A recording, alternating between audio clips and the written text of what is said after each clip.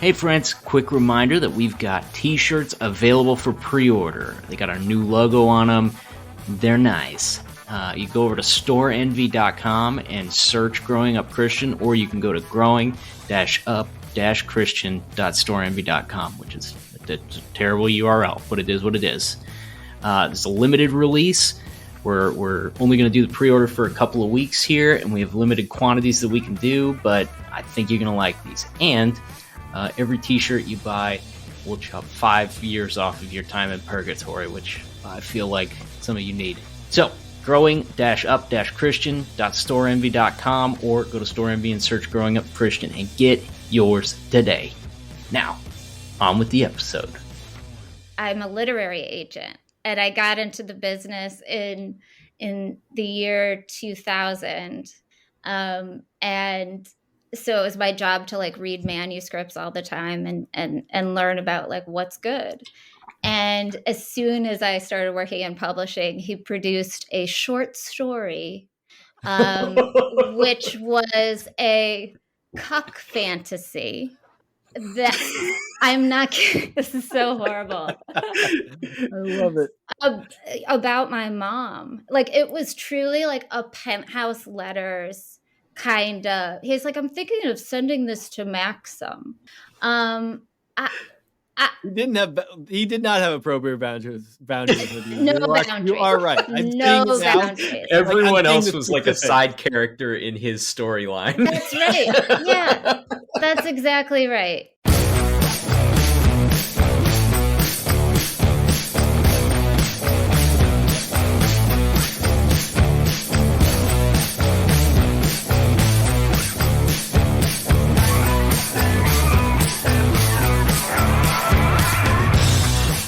Hello and welcome to another episode of Growing Up Christian. I'm Casey. And I'm Sam. And we're joined by Jeremiah. What's going on, Jeremiah? Hey everybody, how's it going? Again. You forgot to say again. Again. He's going to be a frequent guest. Frequent flyer. We have to get you a rewards card, dude. What comes with the rewards card? What can I cash in for? You can use the front cabin bathroom. It means I gotta walk by all the people though. They're gonna know like that guy's going to poop. Oh, especially That's if you're part there of for it. a while. It's weird when people watch you when people watch you go into a bathroom and that same person sees you come out like 30 minutes later. You're like, fuck. Yeah, it's one or of those, when like- there's people waiting. Yeah, you want to give them like you don't want to have a conversation about it in the middle of the aisle, but you want to give them the eye signals. It's like, not this one. Like, we're gonna be here. It's like if you go to like use a bathroom somewhere like at work or something, you're like, man, I really hope people don't recognize my shoes because they're gonna realize I've been in here a lot, and that's gonna be an awkward thing. Well, when I make if eye you've worked in a contact with them large next office, time. like, have you found like the bathroom that you like to use when you got big business? Yeah, dude, everybody has to do that, right? I only go to one, and if I walk in there and it's occupied, I'm like, well, guess I'm not going right now. I wish I could relate to you, plebes, but I have my own bathroom in my office. Shut up. Wow, his own office. Wow. I'm never at my office, but I do have a bathroom when I'm there. I lost so much respect for you now. You act like you're a man of the people. You're out there you've probably got a golden fucking toilet too. No. I'm not a man of the people. I'm definitely. I'll fire your dad. Yeah. Fire me, daddy. Oh, I love that game. That's roleplay night at the shipment house is like you're an Arby's manager and I just came up short on my cash register. And pretend I'm I forgot. I talked about it last week. Pretend I'm a mall Merlin of the mall. Yeah. Merlin of the mall. I'm Merlin of the mall, and you want to open a hat stand in my sales audit. I was going for sales audit. I'm sales audit, and I call you really angry, and you have to be really sad and sorry. Dude, you want to open an off-brand Sbarro in my food court, and I'm going to make you work for it.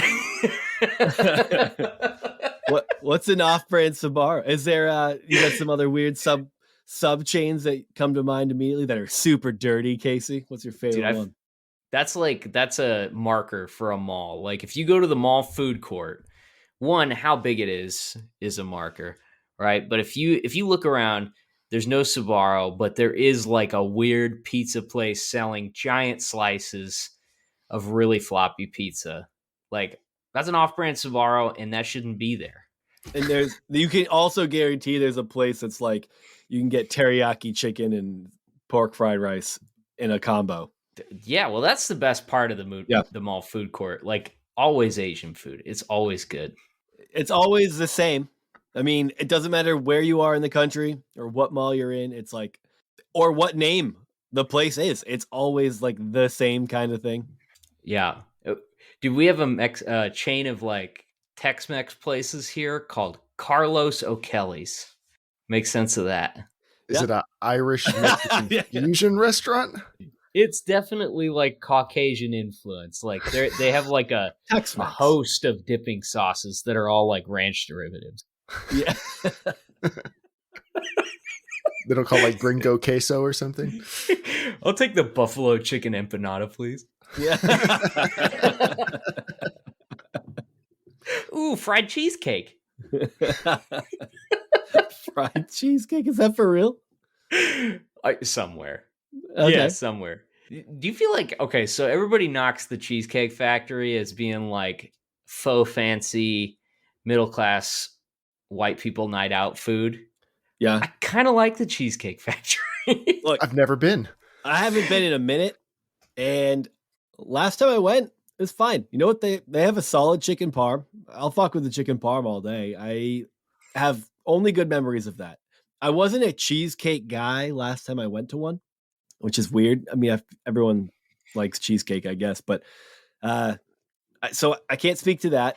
I believe it's probably fine, as much as I don't know. I don't know that they're making them all there. You know, they're coming from a factory somewhere, shipped cold on a refrigerated truck. That's fine, but sure.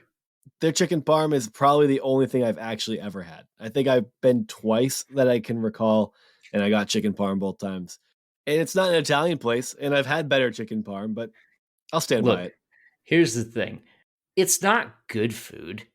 I mean, we know that, good quality-wise. Like, I guarantee you, if you lined up 6 of their chicken parms, they're all the same shape. Guaranteed. But it's okay. It tastes good. What's the echelon though? Because like even with chain restaurants, there's a hierarchy, right? So you have like you have your Ruby Tuesdays and your Applebee's. Like they're kind of on that like Olive Garden. Did you say Bennigan's? Ruby Tuesdays is better. Applebee's is in a league of its own, which is just like shit, fucking terrible. Let's talk about it. Have I talked about my Applebee's experience before? No, but it sounds like you want to. I do now because I've been twice. One time I got the riblets. I know, bad on me. Should have just read that and been like, oh, that's a terrible fucking idea. But I've never seen anything like, I don't know what it cost. I mean, I lived in Virginia at the time. I think their prices are pretty standard across the globe. But I was like, I paid regular entree meal for it, and you get like a dozen little like, probably like 2-inch little like ribs with this like you have to like you feel like a what's in National Lampoon's Christmas Vacation? It's like a chicken nugget with a bone in it. I wish it had as much meat as a chicken nugget. If you had seen National Lampoon's Christmas Vacation, when they're like after that turkey gets overdone and they're just like nibbling on it, trying to like get a couple pieces, that's what it was like eating these things. And then the second time I went, I got their mozzarella stuffed meatballs, and that shit was like microwave burnt on the outside, and the inside of it was still like frosty, cold mozzarella cheese. Like it had that like icy bite to it. It was not cooked all the way through. How do you want your meatballs cooked? Hot Pocket. Yeah, it was. It's a Hot Pocket. Where's your hierarchy, Jeremiah? I mean, I think definitely Applebee's, Ruby Tuesdays, Olive Garden. Those are all like as far down as you can possibly go. Like I won't eat there unless I'm desperate. And then I would put like Red Robin, Red Lobster, like some of those maybe like one tier above. Like I could go eat there. It'd be all right. I'm not going to be super thrilled. Put Outback there, right? Maybe. Yeah, they're up there. I mean, like, I don't like eating at chain restaurants if I can avoid it. Like, I always want to eat somewhere local if I can. But I would be less upset about an Outback than I would about definitely like if I'm ever in an Applebee's ever again and I'm hungry, like I feel like I've failed somewhere in life. If you're in Applebee's, you have to stick to just like boneless chicken wings or some shit like that, because you can't fuck that up. And I think I would do pasta. I wouldn't do anything that was ever alive. Like Pasta? nothing that could. Yeah, their pasta's alive, dude. I think you're underestimating the livelihood. Well, I just feel like there's fewer spores that live diseases. on it. Yeah. Sam, you were talking about like so do you not like cheesecake period, or you don't really care about Cheesecake Factory? Cheesecake is great now. I actually I used to not like a lot of things. Last time I went to Cheesecake Factory had to have been What? Shortly after. What? My shocked face. Oh my god. So the best cheesecake I've ever had, and this is going to be a little bit of a journey. I was at a Civil War reenactment in South Carolina. I love how this is starting out. Because it was in South Carolina, it was a War of Northern Aggression reenactment in South Carolina. Oh my god. It's I'm a long tracking story. with you.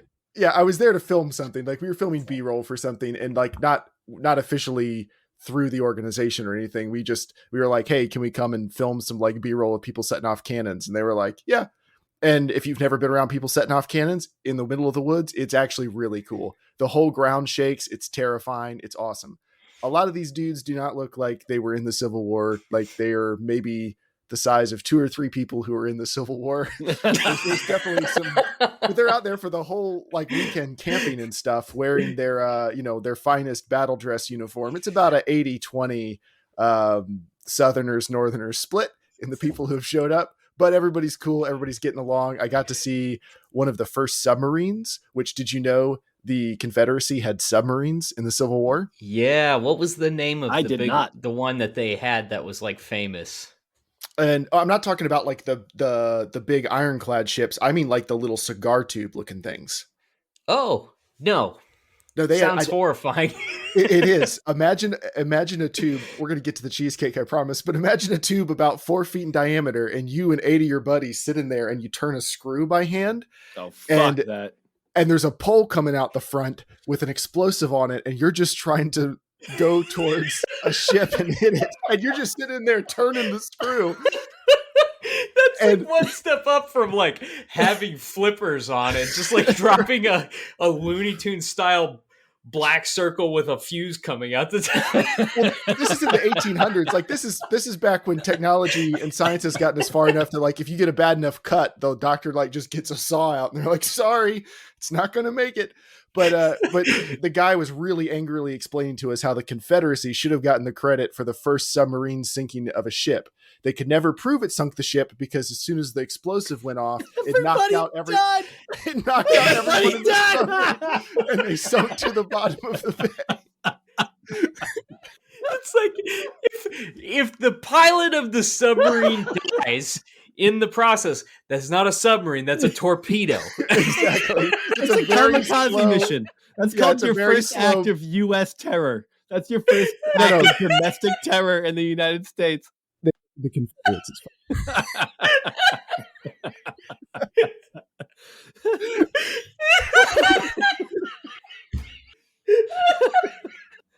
Oh my god. All right, so how the cheesecake factors into this.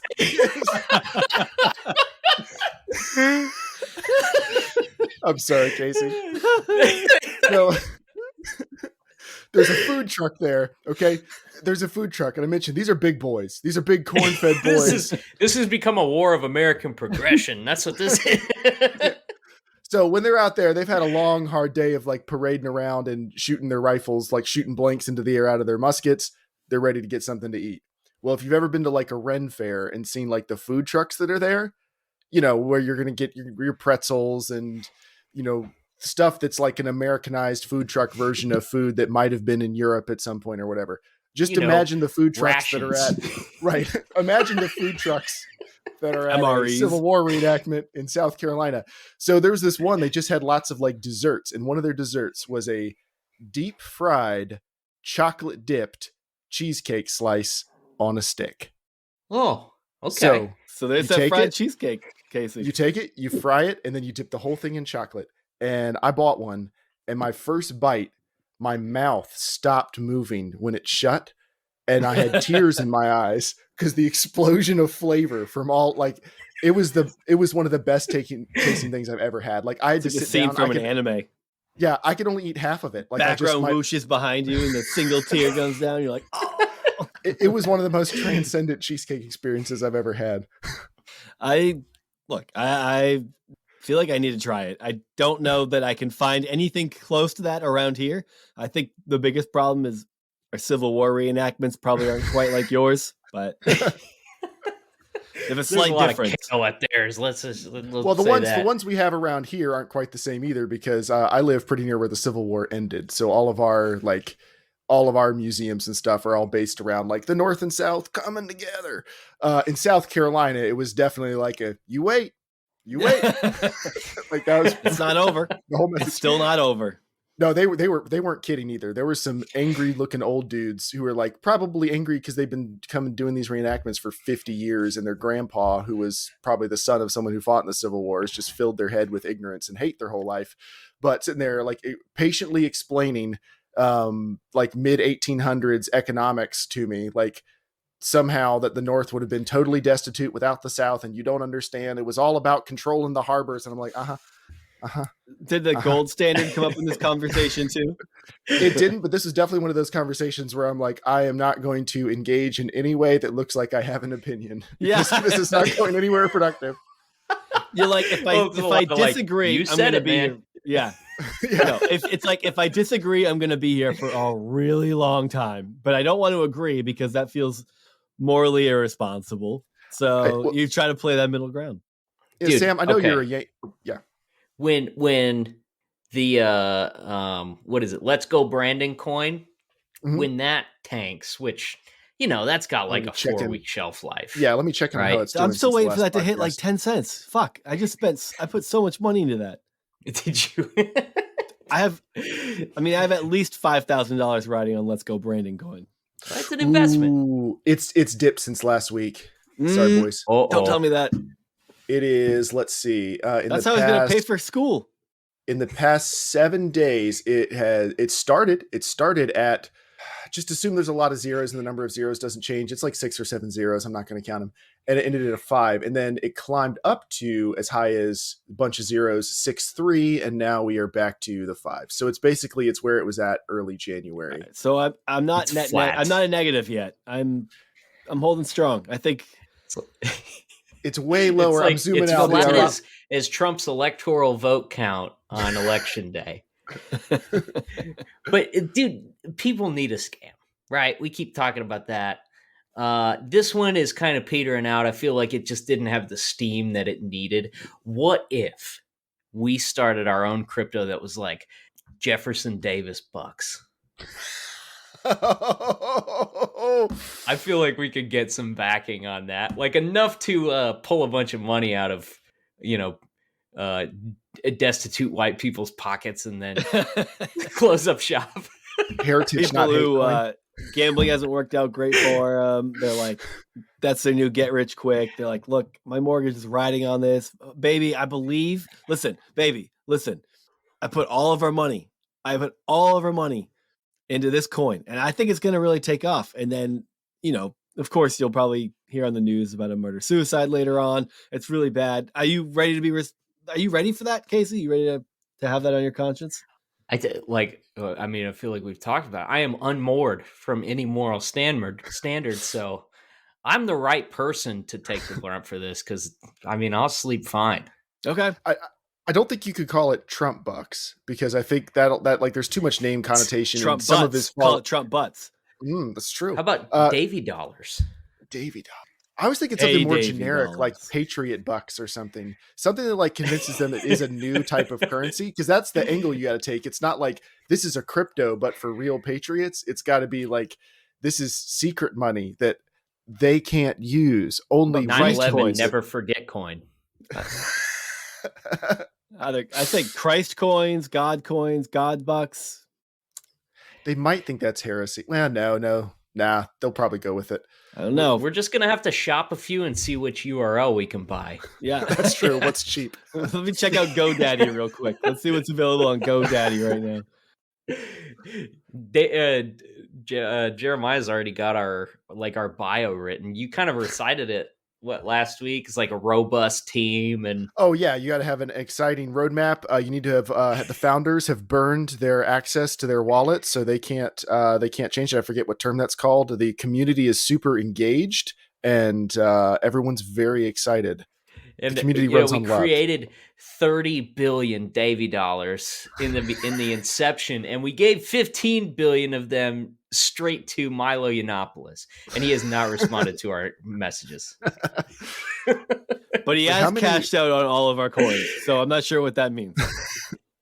I heard he's running a straight up conversion therapy camp now. Yeah, he swung back hard from one ditch to another. I think the first grift ran out when it turns out the LGBTQIA community didn't embrace him for reasons that really confuse everybody.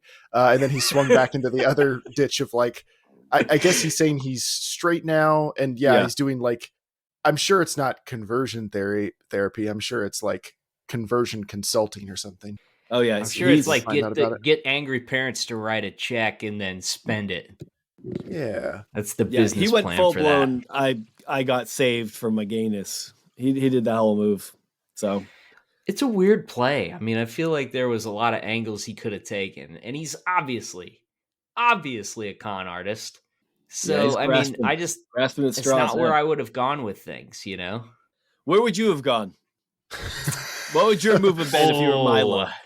Because I would come out with, okay, how about the first gay Republican-owned body armor company? Oh, okay. Yeah. It's not a bad move. Introduce your first steam-powered truck. You have to shovel coal into this truck to get it to run, and it's counteracting Tesla, and you have a little ticker on the website. It's we've how many trees you... the green offset of 15 Teslas right now with one, Davy dump truck. I don't know. Instead of the little green leaf gauge that some hybrids have and stuff, it's just going to be a smokestack that just gets more and more impressive. It still does have a diesel power plant in it just for rolling coal, because you can't if steam's too pure, you need something that can get in people's faces so they can't see. Dude, it needs a fracking counter, It needs a counter for something that has to do with demolishing the planet, either how many trees you've burnt down or how many times you've fracked the earth, something like that. You just need that thing to just keep going up. I think he overestimated how much conservatives don't like gay people still. Needed him.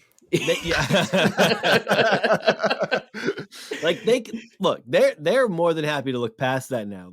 They actually are probably just excited that there's some gay people on their side. So right, they need the token. They need the token gay person. So I think he did himself a disservice. You have a place here. Yeah, he should have been look, I'm as gay as I've ever been, but I'm still here. And they'd be look, we got your back. And now he's not gay anymore. Well, you fucked that one up, dude, because we have no fucking gay people on our side. So we don't need you anymore. In fact, we didn't want to tell you this, but we don't like you. Yeah. We didn't like you anyway. We only accepted you because you were gay. That's the first time any of us have ever said that. We abandoned our fucking children, but we had your back, Milo. And you didn't you take us. The hint when we didn't invite you to the CPAC after party at Applebee's? Yeah. These guys, it's awful. Honestly, I think we should probably start a GoFundMe for him because he's probably in rough shape. I would talk to Milo. I just want to get him on straight. It's just so entertaining, It's like talking to Charlie Sheen when he was full Tiger Blood. Yeah, that's the good.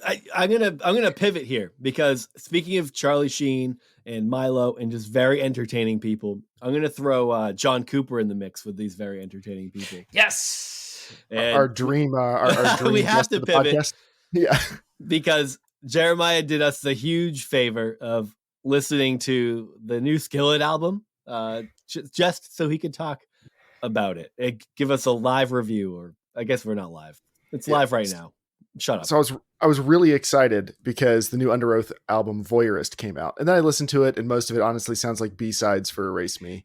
There's some okay songs in there, but it feels pretty disjointed. I love that the guys are still out there making music. I'm always going to be excited to see new Under Oath stuff. That album didn't really hit it for me. So then I'm looking around, what else came out? yeah, what else released this week? And lo and behold, I keep having to look up the name Dominion by Skillet. Dominion released. Now, if you go look in Spotify, you're going to get confused by the cover because you're going to think you've seen them put out this cover before. They haven't. But it might have been from the same photo shoot. It's very possible. Dominion is a great pop album that they are pretending is being recorded by like a quasi metal hard rock band. I read some interviews with him for this album where he talks about like really all he listens to is metal. And he didn't mention any specific artists, which I find very interesting because I'm not getting metal vibes off this. Like this is legitimately a catchy pop album. And every single song, you can tell there's the point where they're like, and this is the point where the pyro's going to start at Winter Jam. Like, this is the point where we're like, somebody gets to jump off the drum kit and the youth group leader is going to be like, oh, praise Jesus. Like, this is really hitting. Like, every single song sounds like it was designed to be like sung by middle schoolers. There is no depth in this entire album. This album has absolutely nothing to say. It's like a remake of Comatose for like the 4th time. And the songs are very, very catchy. Like, I don't want anything I'm saying to sound like the songs aren't catchy. There's some bangers on here, but they are the most like, if you're 14 and you think you might want to listen to metal and then you discover Skillet, you're probably going to think this is pretty heavy. And if you're a grown-up who doesn't want to take your kids to a real rock show and you get stuck going to something like Winter Jam, you're going to get really excited because you're going to see like the tattoos and the like dyed black beard. It's definitely dyed. No one's beard is that consistent. No. And you're going to be like, oh man, this has got enough edge. Oh yeah, I found a new gray hair just poking out the other day. They're mine are coming everywhere. But like, Casey, it's hard to tell for him. Do they write their own songs? That's a good question. I'm going to go ahead with yes. I mean, because I always assumed so. I always assumed that like bands and stuff outside of like mainstream pop wrote their own stuff. But I was listening to an interview with Courtney LaPlante from Spirit Box, who's the best. And she was saying that she kind of dropped a bomb in the interview. She's like, one thing that metal fans might be surprised to know is that a lot of their favorite songs were not written by the band that they think they were. Like they bring in, hitters to track some of these songs. Like some of them, the band members don't actually play the parts on the album. Some of them are just like, they had 8 songs and they needed 10 for the album. And so they brought in this guy that writes generic metalcore songs and boom, you got 2 extra songs. So I don't know. My whole world is turned upside down thanks to you, Courtney. I mean, even when I feel like honestly sounds like they brought in. I don't know if it came up when we were on the conversation with Erin, but I've heard enough conversation, Erin Sprinkle, but I've heard enough conversations and listened to enough podcasts about bands getting to the studio. Like, because what happens with a lot of bands is like, they write their first album for sure, and then they get into a studio, and then that studio might try to clean it up a bit, and you'll have some that are okay with that and some who are reluctant. But and then you put out your first album, and that band might have worked really, really hard on it, spent a few years on it, whatever. And then now they're contracted into that second album, and they're just like booked 3 months in a studio to sit there and write it in real time. And it changes a little bit once you're doing things industry style like that, as opposed to like that first album you write that comes out swinging. That's why I guess that's why they talk about the sophomore slump, right? It's like they had a hit album, and now the record label's like, okay, we are actually going to spend money to promote this one. We can't trust you with that responsibility. Yeah. But I mean, I can see them only writing exclusively in a studio. I feel like they all just walk into a studio. There's probably only 2 of them who write all the music. And then they're just like, all right, we bust out this song, probably writes the lyrics in there, comes up with it pretty quickly. Like you're saying, they're pretty shallow. I feel like their lyrics and their musicianship is fairly repetitive in some ways. Oh, incredibly repetitive. What are you coming up with? I mean, if you're coming from a Christian perspective and you're writing Christian lyrics, we all know it's like we know worship music, and you're putting that to like just rock. I don't know. I'm sure. I feel like it's very plausible. They're just writing their own music, and they. What did you pick up from it, Jeremiah? I picked up that sometimes life is hard and you can have dark days, but you're going to pull through it and stand as a victor. And you could be standing on the battlefield or in the desert or in a mountain. It's very situation dependent, but you can be standing there. And I believe you're supposed to shout your freedom. That's the title of one of them. Shout your freedom. Sean They, all the loves names that are one. terrible. They're all terrible. Surviving the game, standing in the storm, Dominion, Valley of Death, Beyond Incredible, Destiny, Refuge, Shout Your Freedom, Destroyer, Forever at the End, Ignite, and the last one's called White Horse. White Horse. And White Horse is great. It sounds like they're trying to rip off what's that? Falling in Reverse. It sounds like they're trying to rip off Falling in Reverse, but talking about Jesus coming down, riding on the white horse, but like he's doing like the weird rap singing thing, like spoken word, and he definitely sounds like a 50-year-old man when he's doing it. And the production value is not very good. And poor Jen Ledger, who, as far as I understand, is a great drummer. So I'm not trying to take anything away. Like musician wise, they don't have a whole lot going on in that band. They used to be experimental, but it's like been the same thing for 18 years. And but Jen Ledger is a good drummer, but all she gets to do is sing back the line that John just sang, like, or just sing an accent word on the end of it, and then play the same drum beat for the entire record. Like there's nothing going on, but it's so catchy. Did you guys listen to All That Remains back in the day? Oh yeah, that's the. What was their very repetitive? What was their big hit album?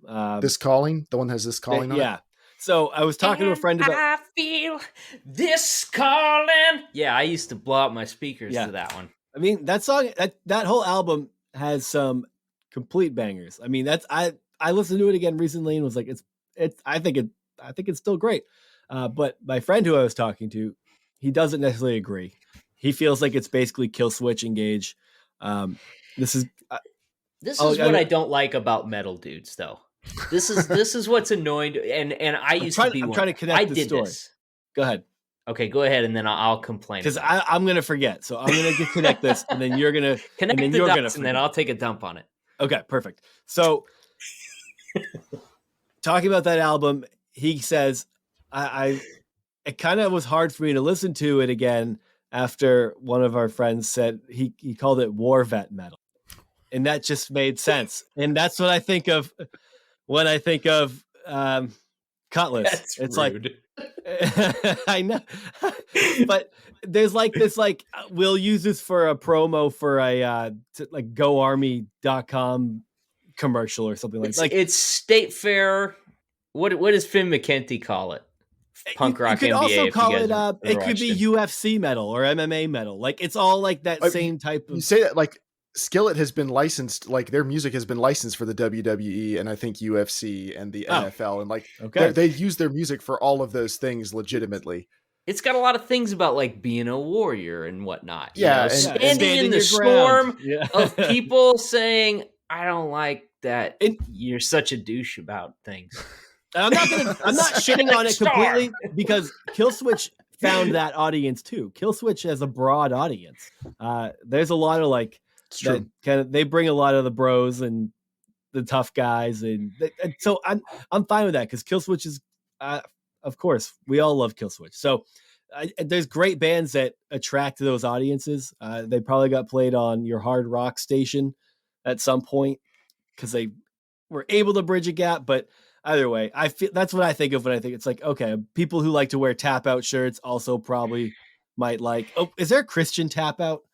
It's State Fair butt rock. Yeah, that's what it is. It's like coming to the Kansas State Fairgrounds, Skillet and Power Man 5000. Yeah, because they're on every tour. Did you know that Skillet fans they have a name for their diehard fans? At least a couple reviews reference it, so I can't verify this. I can't wait. Panheads. What? Skillet. No. It sounds like it's racist. I don't. It does sound like it might be a little bit. No, so I just read that in a couple different reviews. When I read it the second time, I was like, "Oh, is this actually a thing?" Like I assumed the author was just making a joke. But isn't it? It's great though that like middle schoolers can go to a concert and they can see people with tattoos, with dyed black hair. It's not that color anymore. wearing black clothes, and they can be like, oh man, that can be me one day playing worship music, and they can feel like they belong. That's pretty cool. Yeah, like there's a place for this stuff. It's just, I think you age out of some music. Like some music you don't. I don't think it's a particular style. It's not that like you can't enjoy hard rock or radio rock or metal or whatever else, trap music, whatever.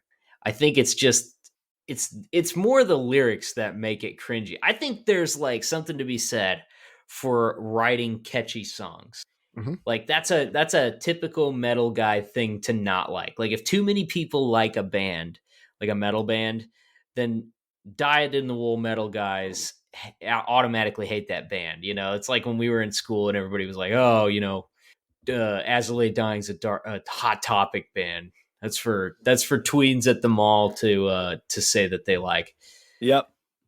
I don't hate that bands write catchy songs, but the lyrics make it hard for me to stick with things.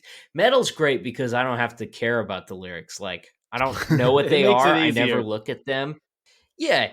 And like usually when I start looking at lyrics, that's when I start falling out of love with an album or a band, because a lot of lyrics are terrible, corny. Yeah, think how lucky you are if you're a guy who's got like a bunch of guys who are friends who are all amazing musicians, and they want to start a metal band, and you can kind of sing. Like your job is so easy. You've got it made. Like as long as they can write. Sorry, Casey, this is not meant to be. That's why I was in a band in high school. I couldn't do shit. I didn't write any of it, so it's all good. Okay, cool. Yeah, but like, just think like that guy at the top that's like, yeah, I learned how to scream, and anyway, so we have 18-minute long songs that like, have 18,000 notes in them, and I had to do work. I busted out my part of the song like in an evening while the guys were like doing Mass Street or something. I was like, let me just write some lyrics that no one's ever going to pay attention to.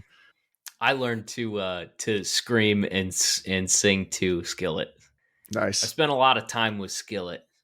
So I really liked their first couple albums. Invincible and Alien Youth, really, they were abnormal for contemporary Christian music back then. Like it's easy to dump on them now, but Skillet really did have a big place in my heart at one point, and I have listened to their earlier albums so many times. And I think that's back when they were younger. They're like close to the age we are now, and they actually did have stuff to say versus now where they're just like riding the youth group circuit till the wheels come off. Definitely till the wheels, or till his beard turns they gray. stayed true, unlike everyone else who fell away. Like very bored of this. You're a warrior. Be a warrior for Christ.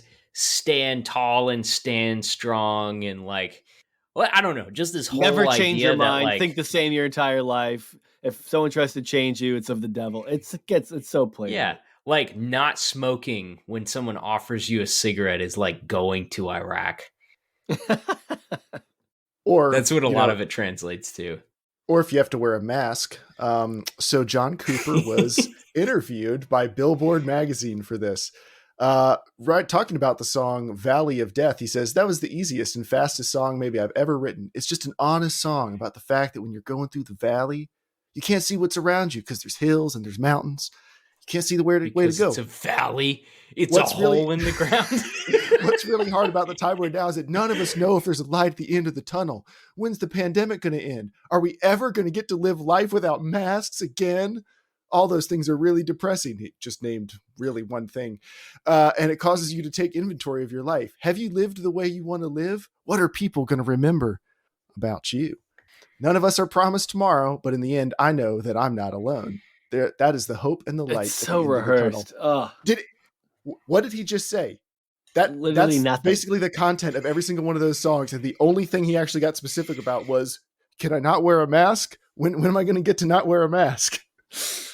The dog. You got to put that out there. It's like because you know what he didn't say? He didn't say he was anti-mask. He just said he just thinks it ought to be a choice. It ought to be a choice. Yeah. Most of the things that these people get mad about, like, I don't know, like conservative Christian crowd, like the vast majority of the things that they get really mad and animated about are such first world problems. Like they'll make fun of whatever millennial liberals or whatever, like, oh, he sends back his avocado toast because it's whatever, not grilled to perfection or whatever. Everything that they get upset about it's such a first world problem where it's like, man, if we had to hunt for food, no one would care about that. Nobody would ever even discuss this. It's such it's a minor inconvenience. Why are you pretending? Because it's not about that. Because it's not about that. It's about the culture war. It's another bullet fired in the culture war that they have to believe in, or they can't possibly function because so much of their worldview relies along thinking you're in the middle of a spiritual war that has been going on for millennia, and somehow America is at the center point of it, and people like you have to keep the train on the tracks because if it ever gets off, God's will won't be done. Like, when those are the stakes... Yeah, is 100% exactly the answer to the question I just because there's no way to get him mad about it otherwise, because any objective rational person would be able to look at it and go like, oh, this is not persecution, like this actually has nothing to do with me. The irony is they spent the past like 6 to 10 years calling everyone who got upset about something liberal snowflakes, and like, hey, could you just put a mask on to come into a store? They're like, that's it, we're throwing down. Right here in public. Off. I'm ready to fight everyone. In the middle of this Whole Foods. Yeah, it's just a business shouldn't have to bake a cake with two gay dudes. Okay, but don't tell me to put on a mask. Yeah, I can't. It's a lot to unpack, I guess, and we probably should wrap this here intro up now that we're rolling up on a good bit of time here, and so I'll just go ahead and I'm just gonna do it. I'm gonna do it right now. You guys. Do you have any last words? Any last words about the culture war? Dominion by Skillet is out now. You can get it on Spotify. Check it out. If I am lying that there aren't a bunch of catchy bangers on that album, you hit me up in the Discord. I'm Jay in the Discord, and I will fight you on it because that album is a masterpiece. Well, that's your second fight. You have your second fight coming up because I need to go fight about Erase Me, right? Yeah. Yep. I just want to say, hey, can I say... stand strong, people. Mm-hmm. Hey, amen. You may feel like you're in the midst of a storm, but the sun shines the brightest after it's stops. The darkest, the dawn. Yeah. Oh, yeah. Amen. So don't wash your hands. Don't let anybody tell you to wash your hands. You put those fingers in your mouth. Put them in your mouth right now. Just like the New Testament church did. And make sure you put those. Yes. Put those masks over your neck beard so nobody has to see them. Stand strong. All right. Our guest coming up is Erin Hosier. Hosier. I've said her name wrong, so feel free to edit it or don't. She is the author of a memoir called Don't Let Me Down. And that memoir also kicked off what became a podcast that her and her co-host do called Tell Me About Your Father, where they interview people about their relationships with their father. Her book is all about that. She gets into her story a good bit about her complicated relationship with her dad and why it led to a memoir and then a podcast. I'm sorry. I don't know what's going on. About the guy driving the submarine. No, driving like this. I'm like, did I say that's the face you make when I say something wrong? No, you're sitting there laughing your tits off in the corner. I can't tell what's going on. I'm like, this is going to be distracting. I was like, I either got her name wrong, I said the podcast wrong, I got her book wrong. It wouldn't be the first time my intro to a guest turned to shit. No, 100% right. Erin Hosier, a very interesting person with a fascinating story, had some crazy turns in there. Don't let just anybody babysit your kid, especially if they say they're going to fix them in a weekend. That's the lesson that we expect you to take away from a portion of this episode. So, yeah, enjoy our conversation with Erin Hosier. Holy shit, everyone, it's 2022. And what better way to bring in the new year than with Captain Cecil's coffee? New year, new coffees. With flavors like Atlantic and Daymark, there is a host of single source blends, one that is surely going to fit your palate and make your morning a lot better. Captain Cecil's proudly donates 10% of all sales to various lighthouse preservation organizations across New England. Going into the holiday season, he offered us a very generous promo code of 20%. But because Captain Cecil's loves us and the growing up Christian community so much, he's decided to extend that 20% to our listeners going into the new year. So go to CaptainCecilsCoffee.com and remember to enter the promo code GrowingUpChristian at checkout for 20% off your order. And of course, all orders over $50 get free shipping. That's CaptainCecilsCoffee.com. Enter promo code GrowingUpChristian. Hey everyone, we're back with our guest, Erin Hosier. Erin, thanks so much for hanging out with us. Oh, it's so great to be here. Yeah, I'm super excited to get into your story because I recently got to know your podcast through our mutual friend, Christian Nightmares. And isn't he great? I just met him doing our podcast interview. What a sweet, gentle soul. Yeah, he is wonderful. Very much so. He's been popping up on a lot of people. Like, I feel like he's been popping up more lately. Like he's actually getting, like he's still anonymous, but he's been getting himself out there more. And it's nice for people to get to know the guy behind the profile. Totally. But yeah, so getting turned on to your podcast through that, I thought the concept was so interesting for our listeners. It's tell me about your father. That's right. And tell me about your father. It's funny because you hear tell me about your father, kind of like growing up Christian, right? It's like, oh, that's a niche that you have to stick to. And yeah. What's the experience been like with that? I'm sure you haven't run out of father stories yet. It's true. So the podcast Tell Me About Your Father was born of my memoir that's called Don't Let Me Down, that came out with Simon & Schuster in 2019. It's a memoir of primarily my relationship with my super complicated rock and roll loving, yet evangelical Christian for a while, yet secret drug user, yet, very a complex relationship. Yeah. Yeah. And coming of age in rural Ohio in that set of circumstances, and then moving to New York City, after college. And as soon as I got there, starting my life in my 20s, my dad he had a heart attack and died really suddenly at age 54. So the second half of my book is dealing with that grief and unpacking, those daddy issues that come with having a very complicated childhood, and, sort of also reckoning with big questions of God and love and definitely. Were you the male-female dynamic? Were you close? Did you feel close to him? It sounds like there's a lot of complications, so I don't know what close meant. What was your? I guess you could build that a little bit more because I want to get into your upbringing too. But right. Well, let me tell you about. So Tell Me About Your Father. The podcast is really like conversations with people about their fathers, really interesting stories. We just featured someone or two sisters whose father absconded with the family fortune and was kind of like a grifter and a con artist when we were in our 20s. And that was just some friends of mine that I had. And so when I was promoting the book, I did this big reading where other people told their complicated stories about their dads.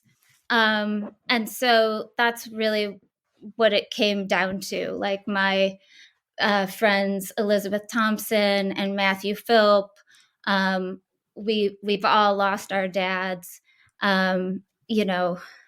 at various times over the course of our lives. And so it's really just like seeing through others, what we have in common, and why don't people talk about fathers more? It seems like all of that pressure is put on mothers. And for me, that really started with the church and the way that I was raised. Did your friend's dad, did he pop up ever again at some point, or did he just vanish into the ether? He vanished into China, but then he recently, and that was like in 2003, and it was one of those things where like he only reached out to one of the daughters, never his wife or his other daughter. Wow. Whoa. And then she ends up finding him on LinkedIn a couple of years ago. Of all the places, the Social worst place media. to find your dad. That's what I said. I was like, how cringe. LinkedIn is everyone's worst face. They think they're doing something, promoting themselves, and that it's like their professional version and stuff, but it's my least favorite version of everyone I know. Exactly. I really did it wrong. I forgot how to log in. I made one years ago. And Same. forgot how to log into it, but I still get emails all the time. It's like, so-and-so checked out your LinkedIn profile. I'm like, I am never going to open this thing again as long as I live. Exactly. LinkedIn or Backpage? LinkedIn. I don't even know what Backpage is. This is a seedy Craigslist for prostitution and hookups and whatnot. That's right. So you were more of that than LinkedIn then. Yeah. I was pretty broke up about it. Had to find your outlet when you were at Liberty somehow. Oh, you went to Liberty. Okay. Yeah. Good times. Both of us. Yeah, that was a doozy. So what was the evangelical world you grew up in? There's plenty of variants. So many variants. So I was born in 1974, and my parents got married in 1972. My mom was really young, when they met, like 20, didn't have a chance to go to college or really get much life experience before she started dating my dad. And he was the first guy who asked to marry her. And my dad was sort of the colorful extrovert, hippie, went to Ohio State, was just starting to get into advertising. So I like to compare him in my own mind to like a Don Draper of Cleveland. Right? And I was like that Sally Draper character because I think I must have been born a writer because I just have always had that very analytical, questioning mind. So I vividly remember being a little kid, and Christianity was the language that we were speaking by then. When my parents got married, it was a very like they were still partying, they were still young. My mom was very uncomfortable and I think really depressed being like a stay-at-home wife with no job while her husband went off to the city all day. Then I came along and she was extra alone, with a kid. And so by the time I was probably definitely a toddler or an infant, she to fill up that hole in her life, like answered like a classified ad for like a women's crafting group. Okay. And so she went for the community, and it turned out to be what became her first Bible study, fellowship. Wow, that was an incognito. That's like one of those coffee house moves. Yes, it's like indeed. It was crafting. It was like stitchery, and women would sit around in a circle and talk about their terrible marriages, I think, or their loneliness and depression, or what we would, refer to as recognize it as that now. Yeah, we would recognize it as that now. It was really a support group for these women who. Many of them had, just very bad marriages.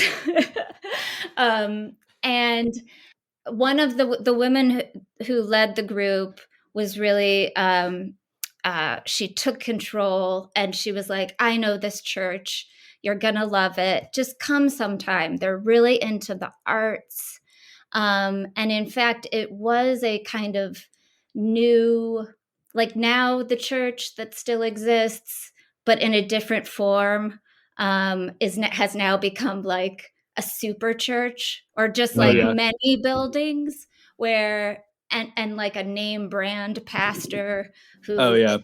there was a scandal that he plagiarized some sermons, so they had to let him go. I didn't even know that Isn't was that a all thing. sermons are? Sermons are basically plagiarism that's okay, isn't it? I guess so. I thought so. I thought it was all plagiarized. But back then it was kind of like, we take all kinds. It seemed small, probably like 100 or so at first. And so my mom would go, and then my dad would go, I think, because, he probably wanted to have a happier marriage. And he picked up really quick because as you know, all of the literature, all of the messaging that my mom and dad were getting was that, um, husbands are the number one. First there's God, then there's husband, then children, in terms of your priorities. And that really worked for him. Yeah, And shocking. I wonder why this model has sustained itself for Yeah, so long. it's not a bad system for us. it's It helps when they're incredible. financially dependent on their husbands too, doesn't it? Totally financially dependent, right? Like the she had the allowance, and so unfortunately, so this church was making them feel cool, because they could bring in like a theater troupe, and there was some interpretive dance in the beginning. So it went a little bit beyond the traditional. And so he okay, so there was all of this churchy literature, but then there was like the Stephen King books, and all my dad's like, secular, his record collection. And Yeah. he was obsessed with the Beatles. So I was obsessed with the Beatles even as a little kid. So I was able to absorb, the secular rock and roll world, and but also, the Christian messaging. Was that his first? Was that like your parents' first experience in church, or did they have like participate in it when they were kids and then just kind of like fizzle out of it and then find it That's a again? great question. My dad, no. My mom apparently like grew up going to church and had very like churchy. My grandparents were, believers, but then they sort of fell out and didn't have like a regular church until my mom got saved, born again, which they hadn't been before, and got her family. She got her two brothers, all adults at this point, and her Interesting. parents. And by the time my grandfather died of Alzheimer's, like 20 years ago, he was only speaking to her in like Bible That's speak. so Oh good. no.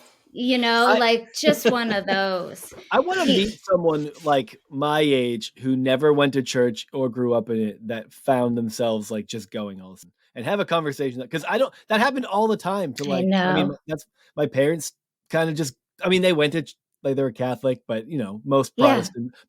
Protestant boomers were Catholic when they were kids, it seems. Right. And then, so like to have that, to just fizzle out and then in your like 20s, late 20s, be like, this actually seems like a really good thing for us. It's so interesting because I don't really see a lot of that anymore. I don't know what Yeah.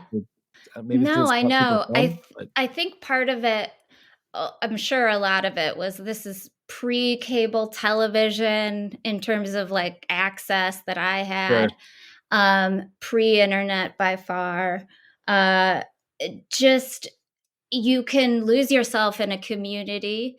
And that was the community at the time. My dad had, I'm sure, a whole other life outside because he had a career, and it was a sexy career in advertising. And so she got to be like the pretty wife. And then as they got more and more into the church, and as we got older, my dad started being like the sound guy, the engineer that sits in the back and handles all the, because he could produce commercials and stuff. And my mom was in a singing group called His Harmony. Yeah. And she wrote over like 50 songs. Oh, they did originals. That's including impressive. A call and response that she and her friend would sort of call a rap, but it wasn't, of course. But it was called "It's Hot," and the lyrics were, "It's hot, in the fire of hell, it's hot. Well, I'm not gonna go there. How about you? Well, I'm not going there, you see, because Jesus Christ died to set me free. Oh yeah, mm-hmm." And so that's burned into your brain forever. That's burned in there. But so are all those other songs, the Sandy Patty. I don't know if that resonates with you all. I forgot about Sandy Patty. That wasn't, I think that my parents or my mother might have listened to some Sandy Patty, but I wouldn't recognize it for that. I just remember the name. Yeah, Sandy Patty, Amy Grant, of course, was like almost the alternative, Christian, whatever. See where that got her. Yeah, exactly. Divorce. Ooh. So I'll go back a little bit, because when I was, that little kid, toddler age and above, my first memories were really, unfortunately, dealing with spankings and beatings, the corporal punishment, spare the rod and spoil the child. As God intended. Yes, very familiar. Yes. And in my case, it wasn't like it became out of control because my dad, I think, is a person that just would lose his temper really easily. Like, it was just in him. He had never matured in that way where you learn to control your emotions. And he when he would deliver a spanking, which was almost church ordained at that point, we had a paddle that hung on our wall that had "spare the rod and spoil the child," which I talked about on our episode with Christian Nightmares. But he would also just like whip off his belt or use the hand or just do it in anger, and so, but before he ever really hit me, my mom was trying to. Like, I remember, like, one of my first memories, which is so disturbing to her now, was her having a breakdown, just like this, crying, because she had tried to discipline me with a hairbrush, like, hit the back of my butt or my legs. And of course, like any kid, you reflexively, run away or try to put your hands over, your ass. And she was trying to get me to move your hands, which doesn't work. Yeah. Oh my God. And so she fell to pieces, sobbing on the floor. And I was the one who was like, "Mommy, it's okay. Oh my God. Don't worry. Everything's okay. I'm okay." Did she feel like she had to because of church? And yes. It was not something she wanted to do, really. Mm-mm. That's awful. She didn't want to do it. And so that's why I have a memoir now, because when I was 6, a woman from the church decided that I was not behaving. She could observe that I was an obstinate child, that maybe I talked, out of turn, but I was really just always like anxious to get out of church. Like once those 2 hours of just adults talking was over, we would get donuts, or sometimes we would go to the art museum and actually do something fun. And this woman, took my mom aside and was just like, you got to give Erin to me for the weekend. Just like go away with your husband, have some time off. And I'm gonna fix her for you. Holy And shit. it was crazy. This woman had a family, but they weren't there. Like my memory was it was just she and I alone in her house. What is that, like And her thing? Like her family goes away for the weekend and she just yeah, I disciplines don't the child all week? What? exactly. That feels like It, diagnosable. Like you're not even like you're kind of a totally. criminal at Yeah. that point, aren't you? That's a like you're sick not. person. It's a Yeah. really sick person. And I knew she was a sick person. And I do remember being beaten by her and shamed by her and her horrible just demeanor, like I'm sure we've all had teachers where you just, even though you're young, you know that there's something wrong. There's Mine was something Miss wrong with this Thornton. authority figure, and they don't like children, Yeah. I feel like I remember every single person as a kid that I encountered that was like, that obviously hated kids Yeah. Mhm. because it was such a, I don't know, it made you nervous. You didn't Yeah. know what to think of them. You tried to be nice to them, but they were like not interested in you at all. And Yeah. like there were some guys that worked for my dad over the years that were like that. Like I Yeah. mean, just actively ignore you, or I don't know. It's such a weird thing Yeah. to see in somebody when you're a kid. Yeah.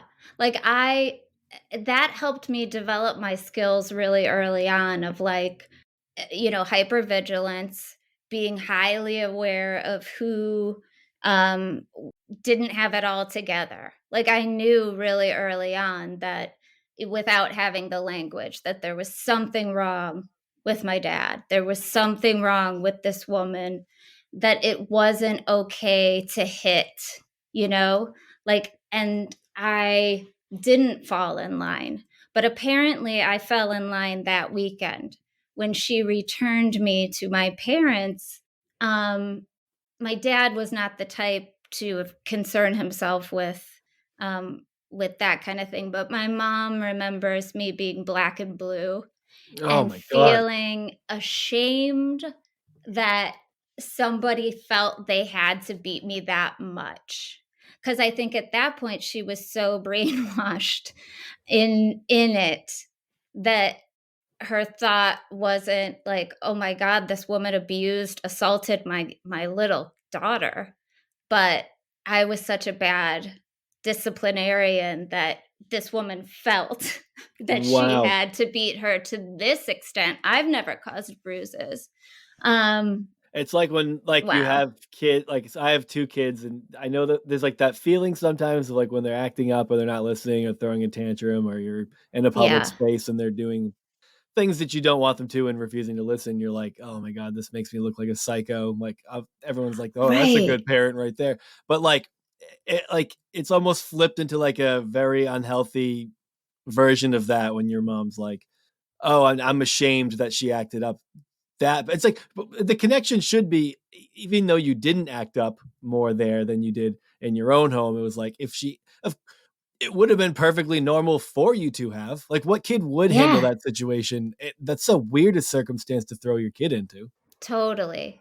And I still don't understand that connection, like why it's so important for the children to be seen and not heard. Clearly parenting has changed a lot. I think in the popular consciousness, I think less Americans spank their kids, Mhm.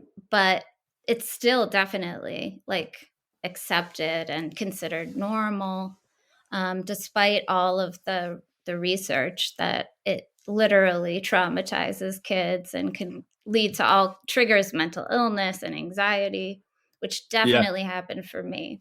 I know the Do you research really is on that one. so do Hmm. you remember like like what happened when you were at this lady's house? Or I mean, Oh yeah, I have a whole chapter about it. I remember what really was the trigger for her. She was really angry with me that um, I knew the movie The Wizard of Oz, which happened to be playing on television. Like maybe I was allowed to. Um, Her TV was on, and The Wizard of Oz was on it, and I remember like being excited to see it again, and follow the yellow brick road. And she was so angry, just that I knew that movie or something. It truly, she was just waiting for you were a getting it one way or moment. the other. Yeah.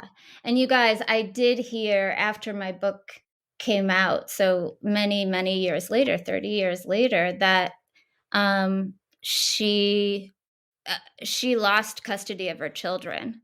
Like she left one of her kids on the side of the road and drove away, like as What? punishment. So Oh yeah, that is a yeah, sick person. That's unreal. That was just so she wasn't like a much older woman than your mom at the time. probably not. No, it was probably that same. Yeah, it's true. I always saw my mom as very glamorous because she really followed the literature at the time that existed for wives, where it was like, you never don't wear makeup, you never leave the house without, just as if you're going to church. And this woman, had no adornment whatsoever. And so I just I didn't trust her. I was just like, who I is just this? imagine the trench bowl. Like Yeah. that's what pops up in my head. Yeah, she was like Carrie White. Like I Aunt mean, no, Lydia. like Carrie White's mother in Carrie. Just Oh, nuts. that's Nuts. okay. That's a good reference. Mhm. So, I there's something to be said about, like, obviously that's a really extreme example of it, but Yeah. I sometimes I think about, like, parents in my church and stuff, and it's kind of like almost like a political rally in some ways, where the most extreme person that's the loudest is the one that sets the tone and the pace for everybody else. And like, I Mhm. feel like a lot of parents, which, my parents were pretty moderate compared to the Yeah. people that we grew up around, but I think they were pressured into taking things seriously that they wouldn't have if we would have been in a different environment, like things about music and movies and some of that stuff. Like, there was a lot of pressure within the church on parents to like enforce these rules even if they don't make sense to you, like it's Yeah. a social acceptance almost, to make sure your kids don't see Harry Potter or something like that. That's right. Exactly. Exactly. Well, there was that emphasis on purity and not exposing yourself to too much of the secular. And since I had grown up with that record collection and a very enthusiastic, you know, dad when it came to rock and roll specifically, when it became time, to go to that youth group seminar about why rock and roll is bad. That's when it really changed for me. Okay.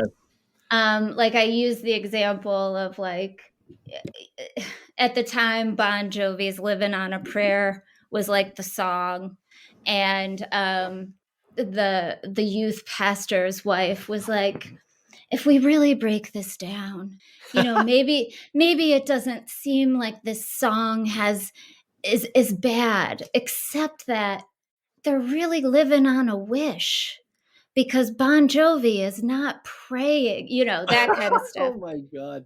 And I was just like, this is such bullshit, because dad, you know, one of the songs that helped me understand the confusion that I was feeling, even though I was really little, was a John Lennon solo song that he put out on the Plastic Ono Band, like his first album after leaving the Beatles, and it's called God. And it opens with God as a concept by which we measure our pain. And then he goes on to list all of the things he doesn't believe in. I don't believe in Jesus. I don't believe in Buddha. I don't believe in Beatles. I just believe in me, Yoko and me. And it was like that, it broke it down, to what was important, which is love, And so there were always those conflicting messages where it's like the golden rule and love your neighbor and forgiveness and all of those good things. But then there would be, homophobia and war and racism and uh, sexual violence, misogyny. It goes on, but like every year of my development as a human being would be informed by that paradox. And then as you learn, that Christians, eh, some of them are just like in any religion or just in society, some people are really bad and some people are evil even, Yeah. and are It's using ironic. the church to hide. One of the things that's ironic, like what you're saying, is like having these records. Well, it's funny because a lot of kids go to these events and then they come back and like, the youth leader said I need to burn my album collection, and maybe the parents at that point are like, that's fine. Like they Right. haven't bought an album in 20 years. They don't really give a shit. But like, obviously, if you even came home with an idea like that, your dad would probably been like, I don't think so. Yeah, he was like, wink, wink. And also it wasn't, it's not bad to listen to rock and roll. I'm sure they were, I know he was way more freaked out about like one's coming of age as a girl and sexuality and all of that. But it's funny because they do, like, there is the conflicting message. It's interesting that you picked up on it as early as you did, because most of us make it through high school youth group being like, yeah, this unconditional love, this is the only place to find it. The only person who ever talked about unconditional love is Jesus, and Christianity and everything else has just been fake and false this entire time. And then you get up like a little bit older and you're like, oh, all of these messages of like peace, hope, love, unconditional love, it's like buried under these messages of shame and fear. And it's like, it's unintentional, like, but it's almost like, what do they call it? Cognitive dissonance. It's like, this, totally. you gaslight yourself almost, like, this is unconditional love. And then they just, whenever something doesn't look like it, it's like, that's when all the yeah buts come into play. It's like, well, yeah, but God's also just. Yeah, well, but, and then you have to like fill in all the blanks to make it okay for God to dangle you or not catch you from dangling over a fiery pit. That's one of the buts. Well, God's not doing it, but he's not catching you. God wants us to invade Iraq. Oh, yeah. Totally. And I think the turning point for me in my childhood, because like a lot of kids, I kissed a girl before I kissed a boy, like, even though I'm straight, I didn't, I was, you experiment, there were definitely times when Bible study was going on upstairs and the girls were, having a slumber party downstairs, if you know what I mean. Just like I know, normal. I didn't talk to girls very much, but oh, that's right. That's right. I'm picking up the pieces a little bit. That's the thing. We didn't talk to boys very much, but we talked to each other. And there's only so much, I don't know, you could do before, actually practicing kissing on someone. But yeah, AIDS happened in the 80s. And that, I vividly remember like not being able to sleep, being so upset about what I was hearing about, AIDS being a punishment for homosexuality, and all the fear mongering around it, and people in our church, the older youth group kids, going to New York City and trying to, hate love the sinner, hate the sin with gay people kind of thing. Like, that's hilarious to me that Ohio Christian youth would go to New York City in search of gays to convert or something. I'm like, yeah, right. Yeah, they're gonna like your message, buddy. They're like, you know what? I hadn't thought about that. I'm not gay anymore. This is good. This is good stuff. Good stuff. But I knew that was wrong, to persecute people, and I somehow knew and accepted, like, oh, if I'm gay because I didn't mind kissing Jessica or whatever, then I don't think God would want me to die of a terrible disease. I Yeah. just I sort of was very self-protective in that way, and sort of stuck to the Jesus stories and kept away from the hellfire. Like, in some ways, really refusing to be shamed. Yeah. In some ways. So did you? I mean, I want to twist this a little bit because you've talked about your mom a good bit, which is ironic for someone who has a podcast. Tell me about your father. Exactly. Which I guess is why you started it. So you started shifting out, like you started seeing youth group go to New York, and that's when things kind of started falling apart for you. Is that the right timeline? Am I following? Well, yeah, I was.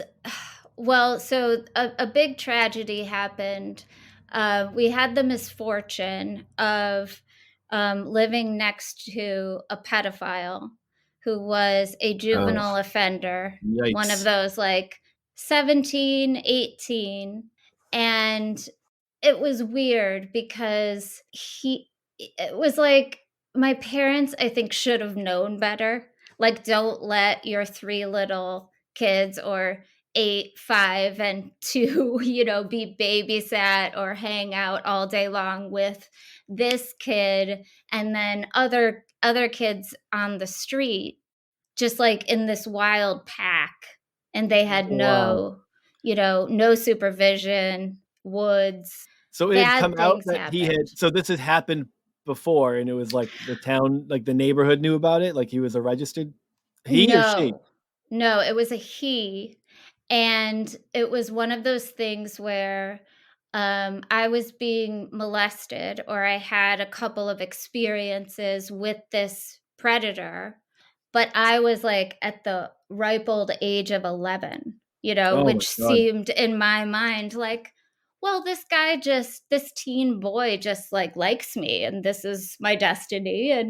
Um, and I also, because I had been being groomed, or what I now know that is, I'm like an older brother. I'll always take care of you if you ever have trouble in junior high, that kind of stuff.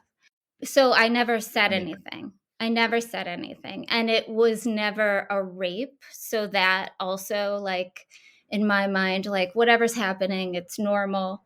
But also it should be secret. And so I didn't say anything. And then when I was around 12 or 13, my 6-year-old brother was raped by this person. Holy shit. Oh my God. And I know, I'm sorry to bring it down, but No. it's in the book, and it really was a huge turning point, Yeah, of because course. this little kid had so much bravery, to come out and tell our parents, that That's this was unbelievable. happening. It was unbelievable. And the swiftness with which it was swept under the rug.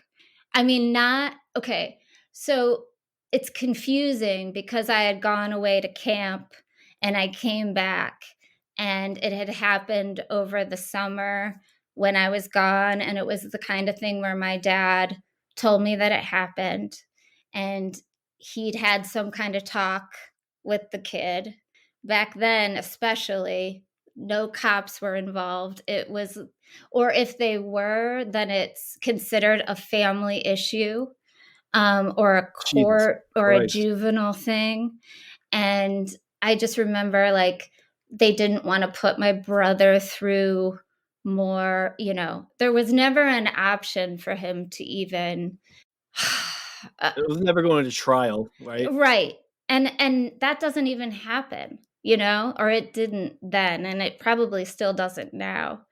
And all I know is they moved away, the people that live next door.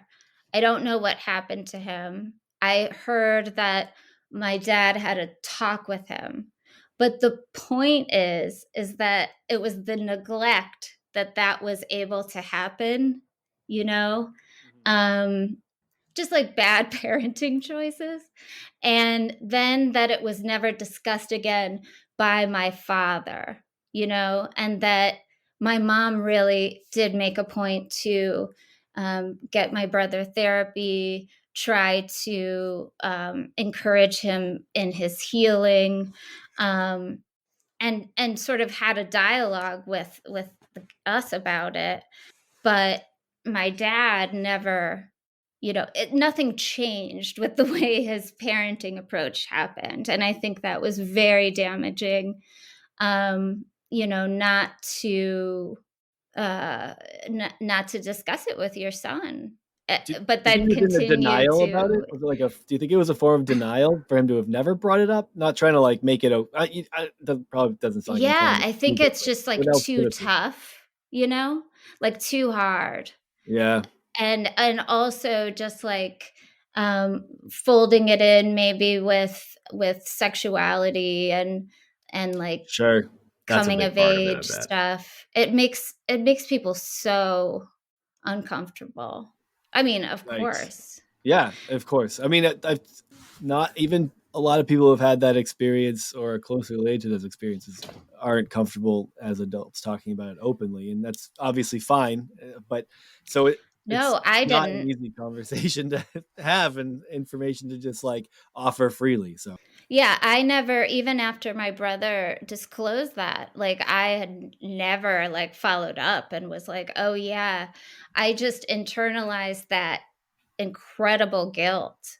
Like, but really, I was a kid too, and I didn't understand that someone who would be, interested in me could be interested in a baby, yeah, and like that's when it clicked and for a you. Like when you boy. heard that, that's when it clicked for you that what was happening to you wasn't normal.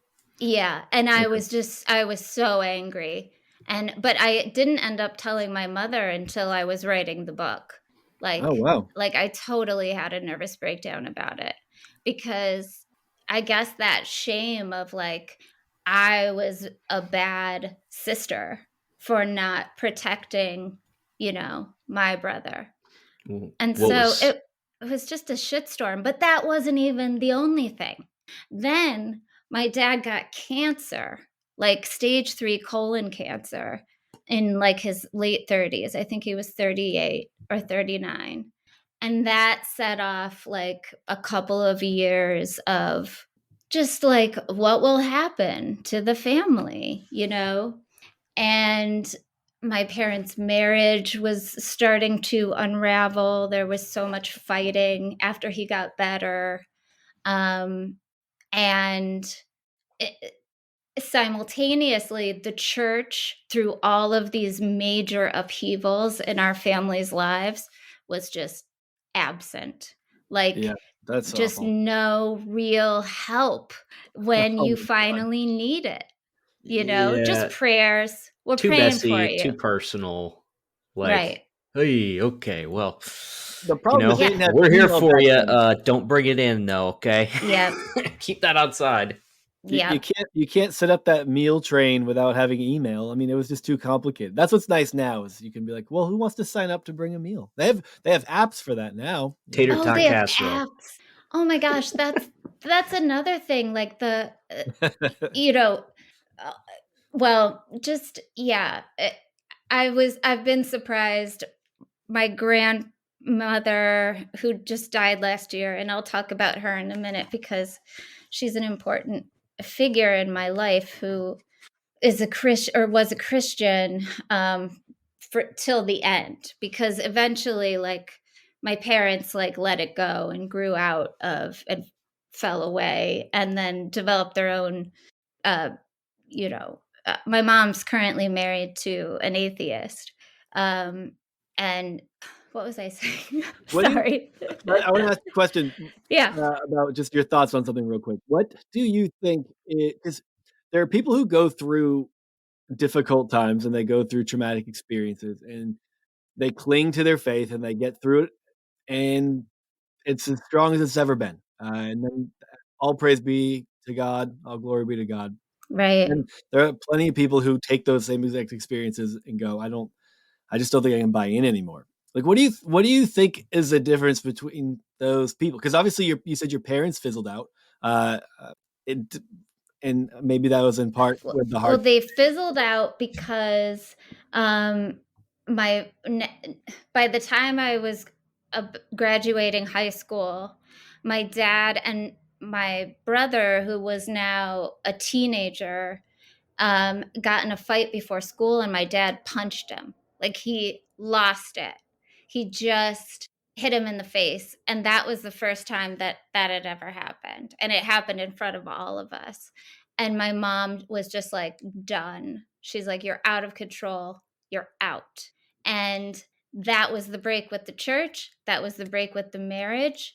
Eventually it was like, I think my dad had to go to court appointed, not court appointed, I don't know, but anger management.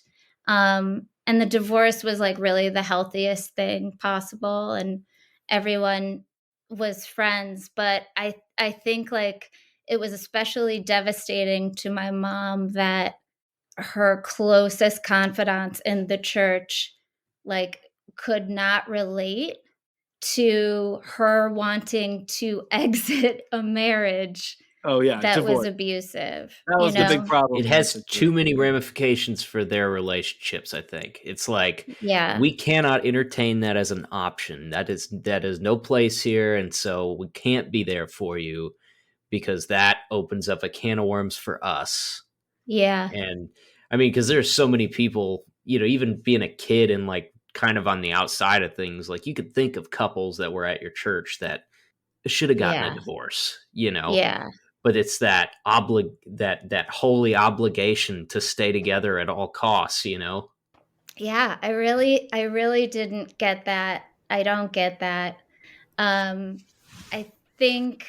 think people stay in the faith out of fear, of course, and loneliness, and just that sense that you're going to lose your faith, really, in, I think specifically for Christianity, a life after death. And to me, what happens to me after I die is none of my business, except for the people that are left behind. Has anyone ever talked about, like, do you guys know that Keanu Reeves on Colbert a couple of years ago, Colbert asked him, Keanu, what happens when we die? And without missing a beat, he goes, I know that when we die, the people that love us will miss us. And that was it. And Stephen Colbert, like, who's a Catholic, tears up. Like, it was the most profound thing he'd ever heard. And it occurred to me, like, hell yeah, like, that's it. We are here to love each other and help each other get through whatever this is, whatever this scary, horrible, wonderful, exquisite, terrifying hellhole that we're already in now. Yeah. I mean, I remember, not exactly the moment or the day or anything like that, but I just remember the feeling of, like, the first time I thought about it and was just like, oh, it's all okay. Like, yeah, because I spent a lot of time worrying, like, well, what if you're not actually saved? What, everyone goes through the altar calls a bunch of times, and like, there's always like, well, what's saved always saved. But what if I just fucked it up that last time and I need to get it right to make sure nothing bad really happens? And you just get in your head about it. And of course, maybe there's some links to anxiety there. Not so much for me, but for other people. And it's like, but that first time I had thought about it, I'm like, oh, probably nothing happens. And if something does, it can't be bad. Yeah. I just don't. And being at peace with that without second guessing it later was like, yeah. that Well, feeling of here's freedom what I washes wanted. over. I wanted to say about my grandmother who, since the 70s when she got re-saved after my mom got saved, has just been a diehard, I don't want to say fundamentalist, but committed born again Christian, moved to Texas with all of her, born again Christian relatives, aunts and uncles. Texas by choice because that's like the godliest of states. Always voted Republican, including for Trump. But also was somehow like never like let that mess with our own relationship. Like she was always really proud of me, and when she read the book, she was 91 and sharp as a tack, blind, but listened to it on audio, bought Awesome. several copies. And I thought when we talked about it that she would lecture me about God, or, at least say, Jesus loves you, or perhaps, worse, ask me pointed questions about faith. She didn't say any of that. She was like the most I don't know, open that I'd ever heard her be. She's like, first of all, you're a really good writer. And I read a lot, and so many, books just fizzle out and they're boring. And I was never bored. And I want you to know that I can relate to a lot of the things that you were saying. Like, I'm not shocked. I've lived a little, Yeah. and That's that's so all awesome. she That's beautiful. said. And then a year later, she died of like basically natural causes. And, but, de-escalated really quickly, as the elderly do. And my mom got to be with her in her last days. And she kept saying that she had been dreaming of my grandfather, who died 20 years before she did, and her parents. And this was days before she died, and my mom said to her, oh, well, that it sounds like heaven, but she was like, I guess. Like in her last days, she did not talk about Jesus. She didn't talk about God. She didn't talk about heaven, which I think is very, very weird. This was before the morphine. Because as soon as they gave her that hospice shot, it was game over. But I saw a TikTok later with some recently with some hospice nurses, and they said that in their experience, most people who get to that point where they're able to experience hospice or die of old age, or just like, are convalescing, within the last 2 weeks of their lives, they will start to see their relatives or their loved ones or the people that they miss, that died before them. And I thought of Keanu. But I it's and they'll often like say their names, and just that Rush Limbaugh. Rush Limbaugh. But just that she had that experience, but she didn't connect it at the very end of her life to heaven. That just is fascinating to me. That Yeah. is. It Maybe is. it's just like a result of just not being afraid of what's coming, eternity, like Yes. all of this thoughts, things about eternity and stuff, and not to diminish people's beliefs and stuff, but for some people, for sure, it's kind of a coping mechanism. Yeah. It's like, I'm not happy in my life, but someday I'm going to be in eternity with the Lord and it's going to be great and stuff. And 100%. I don't know. It feels thin now and flimsy to people who are on the outside of it, but maybe the closer you get to that point, if you're not afraid to go, Yeah. maybe it feels flimsy to you too, Yeah, maybe. Yeah, I think it was so cool to hear from these nurses, because they're like, if you are able to die of natural causes, it's not painful. It's not painful. And the majority of people are not afraid at the end, you know? Hmm. I don't know. I just really, That's cool. I feel that's, like people whose jobs are to experience where they experience death on a daily or somewhat regular basis have a lot of insight that I mean, yeah, who else does that? It's you don't it's not it's like you have true. to be like an incredibly wise or well-learned person, but just that experience is something that so few people have. And Yeah, even if you like people are so uncomfortable with it. It's I know. to I be that know. comfortable around death and to talk about it like that is really interesting. I know. And talk about angels. I mean, if you've ever been in the hospital, it's like the good nurses. I've only ever experienced like wonderful nursing care, but um, it's something I've been thinking about a lot with COVID. I just feel like some of these anti-vaxxers or COVID deniers are just kind of suicidal. Like just wanna get out of here or something. It's such a weird um trick that your brain is playing on you. Like how It's dare yeah.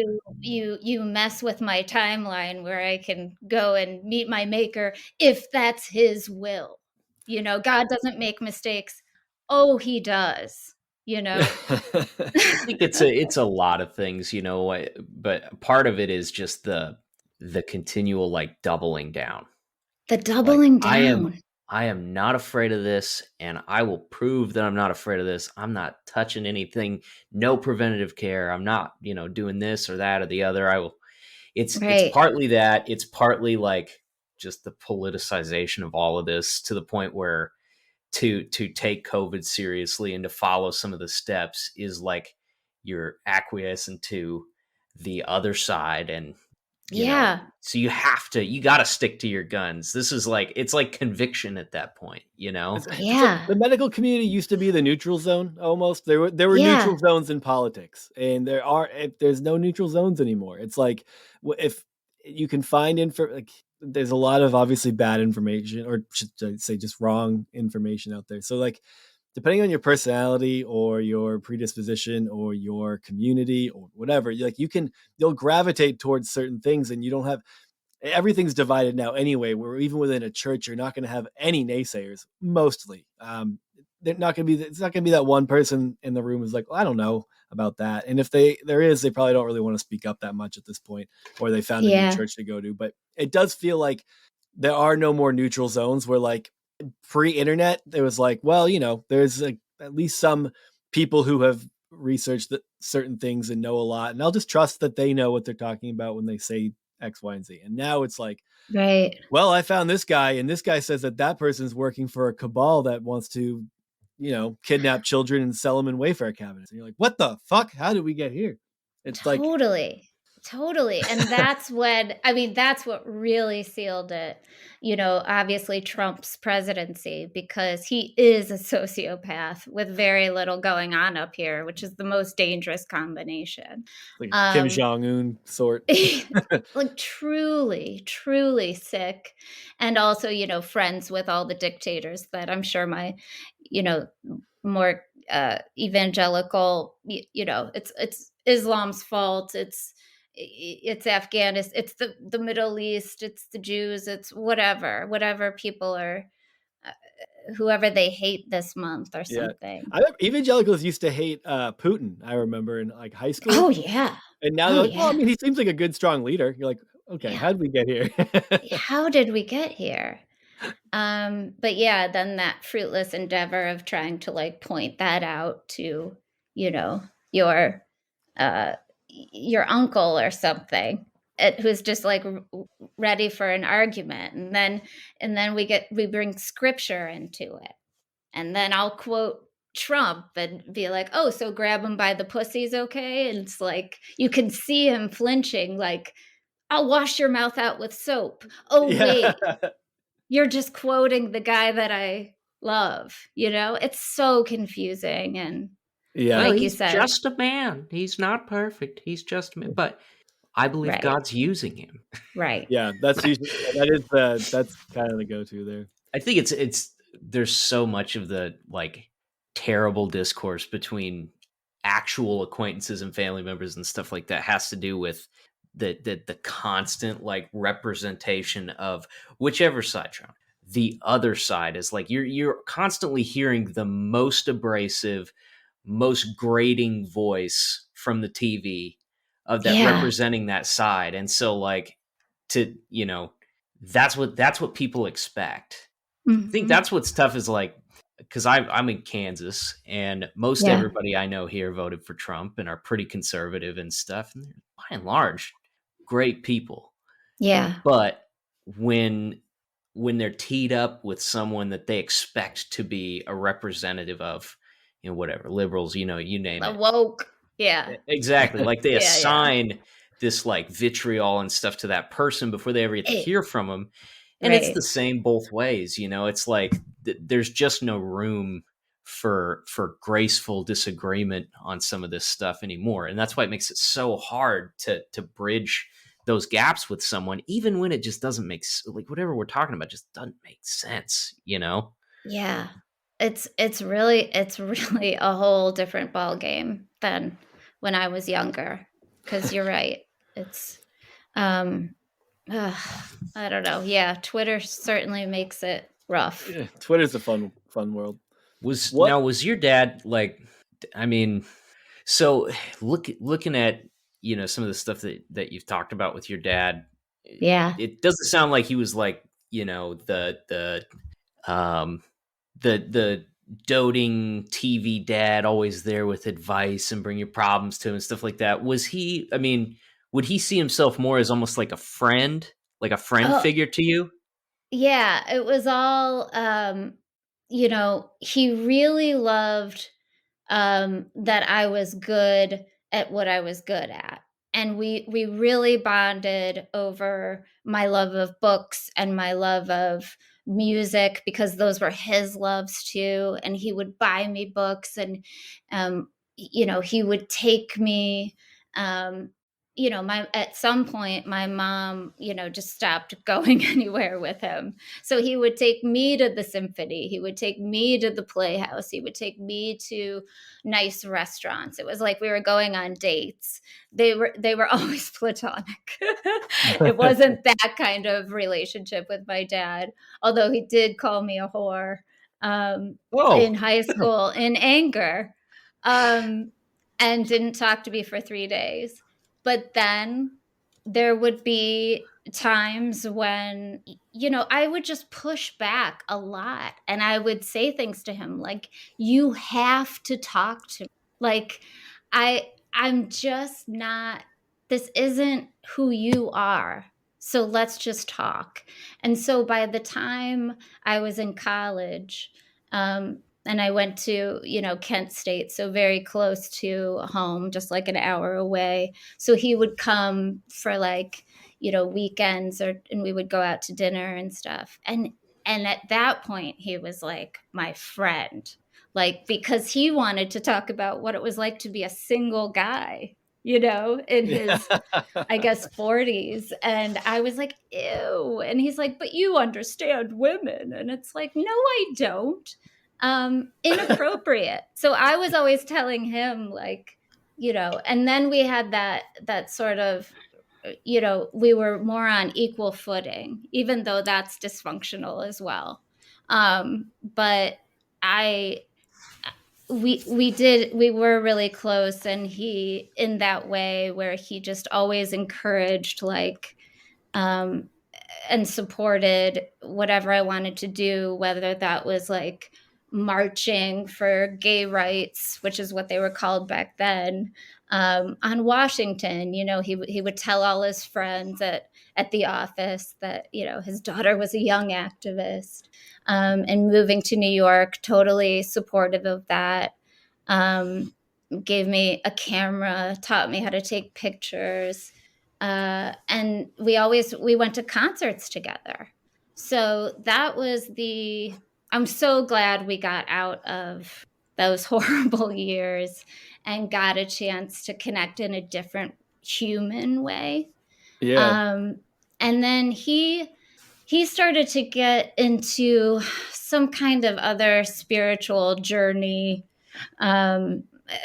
which was really about, I think, nature and, like Native American. He was really into like the great Southwest and history and Or a lot of I turquoise. oh, thank you. I was just Saddle going to say, blankets. you got Bolo it. ties. You got it. Did he get into bolo ties? Totally. He got like a tattoo at the very last year that he was alive that was like some kind of Mayan, like a warrior with his penis dangling. Like so weird. So weird. Is that in your guys' heritage or? No, not at all. And who even knows what our heritage is? It's like white people. Yeah. It was embarrassing. He was the dad on the golf course with the lame socks, pulled up. But, he has a very different relationship with my brothers. Like I think he was very proud to have like a daughter, be the oldest. Because I certainly wasn't doing sports with him like my brothers were, but yeah, we had a different bond. It sounds like he I don't know where he was at on the evangelical devout he was just spectrum. trying it on. Yeah.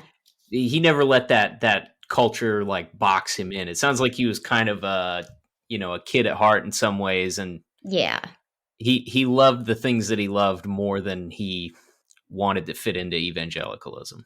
Totally. Yeah. He was really selfish. He was really self-centered. He really was. He really was. But people are complicated, and that's what I've been, writing about and getting therapy about and talking about, particularly with my friends who I made, in New York, who come from all over and also have like really fucked up childhoods around religions. One of my friends was, dad got into like a cult, like a really like Children of God, like really scary. Oh, yikes. Lots of stuff like that. And we would just try to undo the damage that had been crazy because the stuff that pulls people into that, the stuff that it's like cults especially, but obviously everyone in their own narrative in their own world is like the good guy, and your missteps were just mistakes, and people are usually pretty gracious towards themselves. Some people can be really hard on themselves, but like, so did your dad's missteps come up with you guys in your relationship towards the end? Did you ever discuss the issues that were along the way? Such a good question, because I feel like we were really on that. We were like about to. He was in this relationship when he died with, like madly in love with this woman who was married to someone else, and that's bad. And so I had just learned about that and been introduced to this person. And so at that's that awkward. point, You got introduced totally to the person physically, like handshake. Yes. Oh my God, that's weird. And it was weird.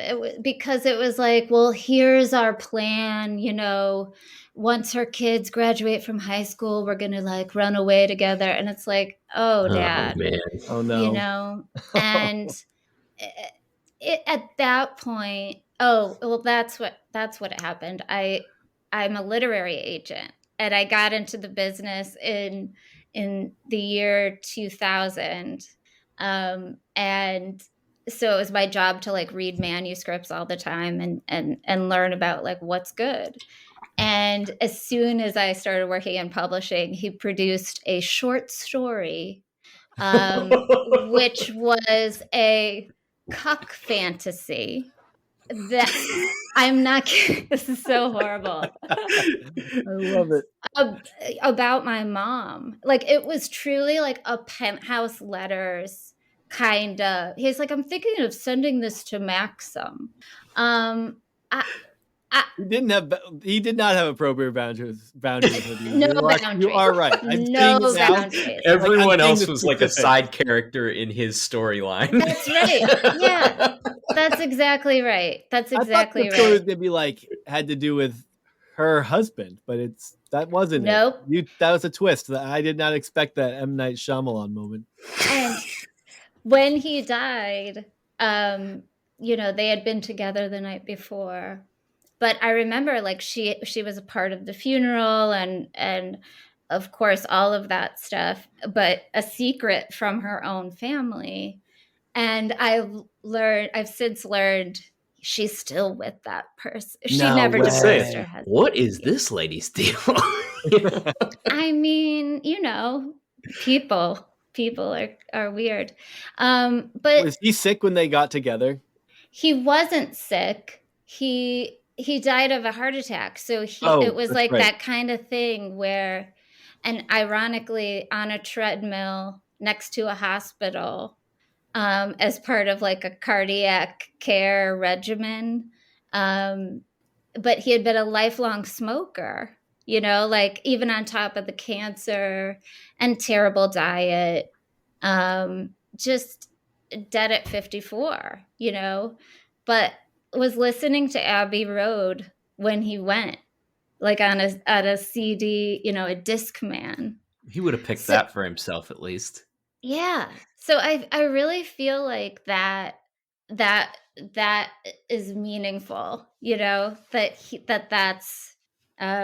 that he sort of came in on the Beatles and went out on the Beatles. Yeah. He sort of did it his way in that way. But yeah, I think writing the book was all those conversations I wanted to have with him. And when I was writing it, which took years and years, it was the range of emotions and like the anger, like at times just like hating him and not being able to write. But then once it was over, it's just like all love, which is sort of another weird metaphor that resonates, I think, even within the paradigm of Christianity, because he was really missed and he did have really close friends, in particular two male friends that he had for decades, and they just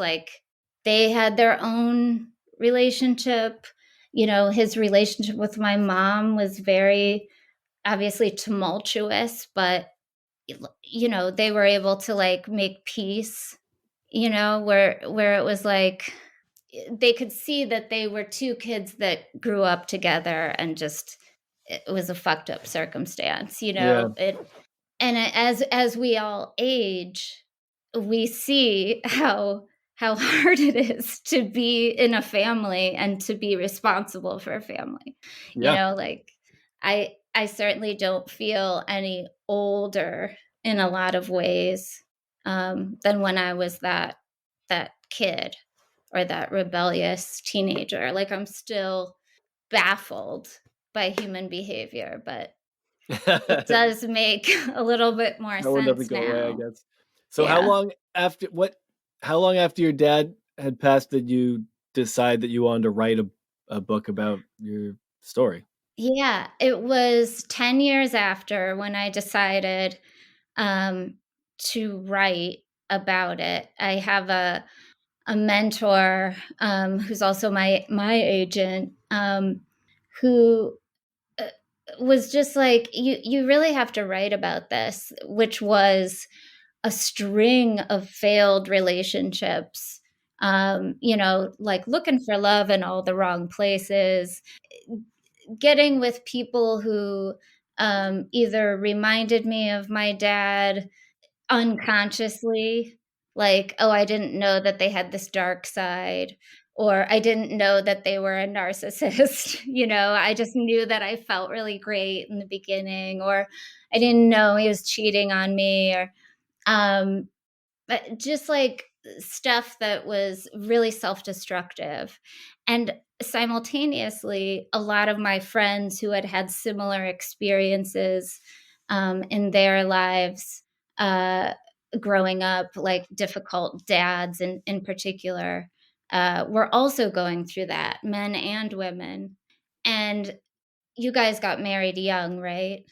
It was like that whole thing. There's this like incredible shame, I think, in particular, if you're a woman, that you're not married by 30 or in your 30s, or at least like locked down, like that somebody loves you, Mhm. And I think that was like that unconscious thing. It's like, I know Jesus loves me, but can I just find a human being on the earth at the same time? Jesus is here. He's here. I know, but he's just not dating. And I really He's married to everybody. We have a Discord channel, and we had this person post today about a story of her when she was she went to like a ministry camp after high school, and they all had a ceremony where everyone got rings and got married to Jesus and couldn't date the first year. It was like, I mean, how much that's would those extreme for rings even cost? Yeah. I was just like, God damn, that's so weird. I love that it's obligatory. Like, you have to do it. It's like arranged marriage. It's an exciting thing that you have to do. You get to do this. Yeah, that makes me think of Jessica Simpson and her dad. Like, I think they had like a promise ring ceremony where she married her dad, and then she married Nick Lachey or whatever. And now her dad is like openly gay, right? I mean, yeah. Well, he is.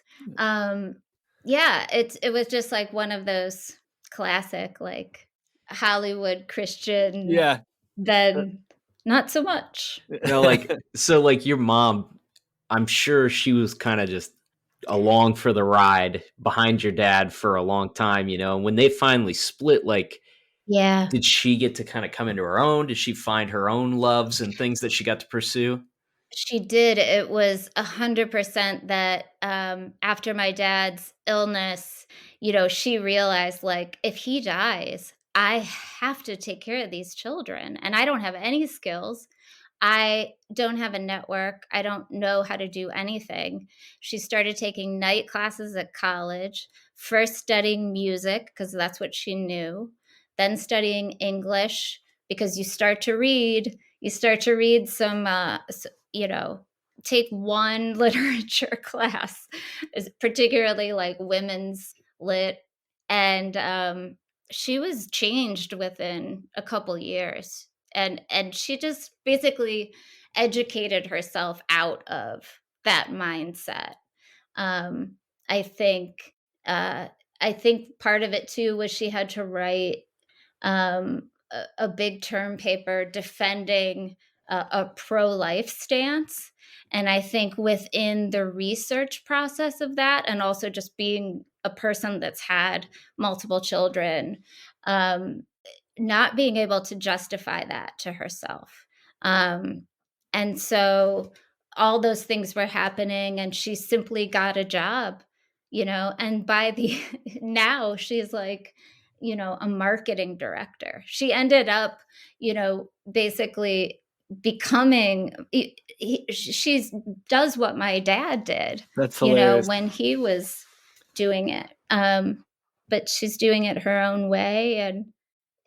And she is the reason that I know people are capable of change. And that's such an important thing for listeners to hear, is that you don't have to never change. And it's okay. It's okay to expand your horizons even if it's scary, or if it feels like you're betraying your old self. Just call it research and see. Just give it a second. It's almost in the community we came from. It's a virtue to never never change your mind about that. That's Because right. they tell you everything you need to know about this book, and then everything else is just trying to tear down the truth because they are haters of truth and worldly. Mm-hmm. And it's like I don't know. It becomes a conviction. virtue to never. Yeah, Conviction stand your ground, is sticking die on with the hill. rules even once you're mentally and spiritually not there anymore. It's like that's right. a crisis of faith. A crisis of faith means you stay going through the motions even once you don't know why you're doing them anymore and you don't believe in it. And it's just that I stayed. It's kind of like I stayed in this marriage even though we hated each other, but we did it because we made a commitment to each other. And you don't have to do any of those things, you know? No. And No. it's an interesting trait too, because I feel like it's probably, if you could break down whatever that trait is that makes people feel committed to standing their ground on something, like that's obviously been useful throughout human history, like to just stick to those guns, and it's probably saved people's lives a lot at some point. But it's almost like social evolution is or psychological evolution isn't keeping up with the social evolution. Is that what it is? Maybe I have those flipped, but yeah. Well, wow, we've really come a long way. Just in the, certainly the last 20 years, but in the last couple of years. Yeah. I mean, you never could have predicted, you just never could have predicted that a reality TV star, fake billionaire rapist would be president of the United States to 46 million people. Yay. Whoa. Used And by then, God. Yeah. That's how they, I mean, honestly, that's another way of saying it. It's so wild. You're so right. It's like, well, yeah, the odds were against him. The only way it could have happened is because God was on it. It's such a terrible way to be able to, and of course, when the lament goes, it's the other way if he didn't win, it's not because of God. It doesn't always, it's not equally applied, but right. No, totally. But then we're also evolving, like just the way that at least a lot of us in the culture are looking at, these systems, including capitalism, including patriarchy, including institutionalized racism, which is absolutely a thing. Just the way, and the America first, mentality, and God, prosperity, Christianity. We're starting to wrap our minds around transgender. I think we were calling them trannies, 5 years ago. Yeah. In the are. culture. Yes, and yes. But I mean, I feel like people are getting it more. Yeah.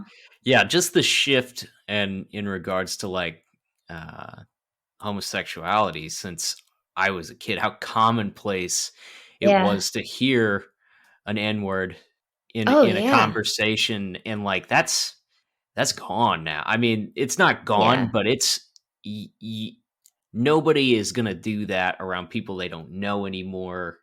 You have to stick to your tight little community of angry people to wallow in those feelings anymore. But the vast majority of people are moving on, Yeah, moving forward or trying to be better. Yeah. Trying to be better, I think. Hopefully. Yeah, it's a complicated situation, especially when you start bringing new information to light. Not new, but it becomes more public and more accessible, and you have more people spreading it. It's like, oh, I mean, we've been around for over 200 years, and you look at our history, and of course, it's had some issues, but it's weird. I mean, even looking at the history that we received growing up versus what people are saying, what you can learn now, and or in school. It's so that's public school, or Christian school, right. Well, I went to public school and it was small. Every class was a little less than 100 students at the time, but we had an option to opt out if you were a creationist like, learning about evolution and certain Yeah, wow. That's wild. biology. I mean, I think I didn't really realize that women had a different number of ribs, or I thought that for a really long time. Yeah, Like, I because remember that's what asking I that question. heard. Is that true that Oh, women have one less? I mean, that one men less have one rib? less rib? It's like, no, that's not Yeah. true. That's Whoa. We've come a long ways, and think of where we'll be in 2032 when President Logan Paul takes office. Mm-hmm. That's right. So, And Erin, we let's stream. talk about your. I know you've talked about kind of build up the premise of your podcast, but Oh yeah. let's just jump into that for a little bit before we wrap up here. And I know you have your podcast. You have some other offshoots. You have your with maybe for your patrons. What your patrons? Oh yeah. Well, so yes, the podcast Tell Me About Your Father. Right now it's every 2 weeks, but we have a great backlog of episodes with talking to people, everybody from our first episode was with Barbara Feldon, who played Agent 99 in the 1960s I guess sitcom called Get Smart. Oh, yeah. I used to watch She's that like on she's reruns on like TV Land. so brilliant. She was 87 when we interviewed her and just sharp as a tack. So we love hearing from people of all different backgrounds and ages about their relationships with their fathers, and they're so interesting. And then we break it up every other episode with our other vertical called Daddy Issues, which is more like looking at men and fatherhood and masculinity and patriarchy through pop culture. And I'm obsessed with television and films and art and music and books. But particularly, I feel like I've been healed by, TV. I really do. Like we just did like a 4 episode, but 7 or 8 hours on The Sopranos, just like really digging in. And I remember 6 Feet Under was a really was a great show for me to like process grief and just like I don't know. So we always try to talk about pop culture because I feel like that's where a lot of these stories are reflected. Sure. And I assume have you done Mad Men then? oh yeah, Mad Men was one of our first TV. We looked at that clinically. It's a 2-parter. It's so good. I love that show. Just brilliant. We also did we did an episode on Loveline from the 90s, and Dr. Drew, and what a menace to society he is, and always has been. If you go back, it's really good to listen to. But that was a radio call-in advice show that was really aimed at like teenagers of my era, and sometimes like 14-year-old girls would like call in and talk about these horrific abusive relationships that they were in and looking for advice. And Adam Carolla and Dr. Drew would be like putting them on hold and taking bets about like, okay, were they molested or was dad an alcoholic? And Dr. Drew would always say to the girls, "Where's dad? Lisa, where's dad? Like, why are you so fucked up? Clearly there's something wrong with your relationship with your father." So that was one of the formative experiences in our lives, like Matt, Busy, and I, where we just noticed that, wow, like the way that our images of fathers are pretty terrible as a society. Who's some of your favorite TV dads? Oof. Well, definitely Don Draper, because I could really relate to his humanity, I guess his wanting to be better, but feeling stuck and limited, and the whole like double life, but he really was hurting himself most of all. Um, I, TV dads, like not the dad in This Is Us who just drives me bonkers with his like quiet perfection and bad mustache. Um, I don't want to say Tony Soprano because wow, but yes, Tony Soprano. I Because mean, the way they characterize, like Logan kind of similar Roy. to Draper, the way they characterize the humanity in these people. Yeah, I think just the depth of the hypocrisy and the, I obviously love a complicated man that I need to analyze, and, like what's happening in his childhood that he's so sad and afraid that he had to like, you know, make this decision, and also just the idea that, men historically have had access to everything, like just whatever they want, everything. And the choices that they make with that responsibility is Yeah, just fascinating. that's really interesting. And then you said Logan Roy, and I'm making sure we say that Oh, again sorry. because Yeah, Succession. my wife and I are obsessed with that show. I think Oh, it's good. one of the best television shows I've ever watched. And the way that they're all the characters are super shitty, but So you like shitty. them. Yeah. You don't Well, always you respect them, like, but you feel bad for them. I don't know. They make you feel so many different things about people in that show, and that's what I it's like true. about it. And how it's kind of one note, like every episode is just like, who does he love now? Like who won his love now? Like that's what they're thinking. That's their motivation, even though it's all cloaked in this dynasty bullshit. Yeah, and they kind of hate him too. Oh, they hate him. They hate him. They're afraid of him. They love him. And I think in, this last good. season, there's the direct confrontation with Sad Ken.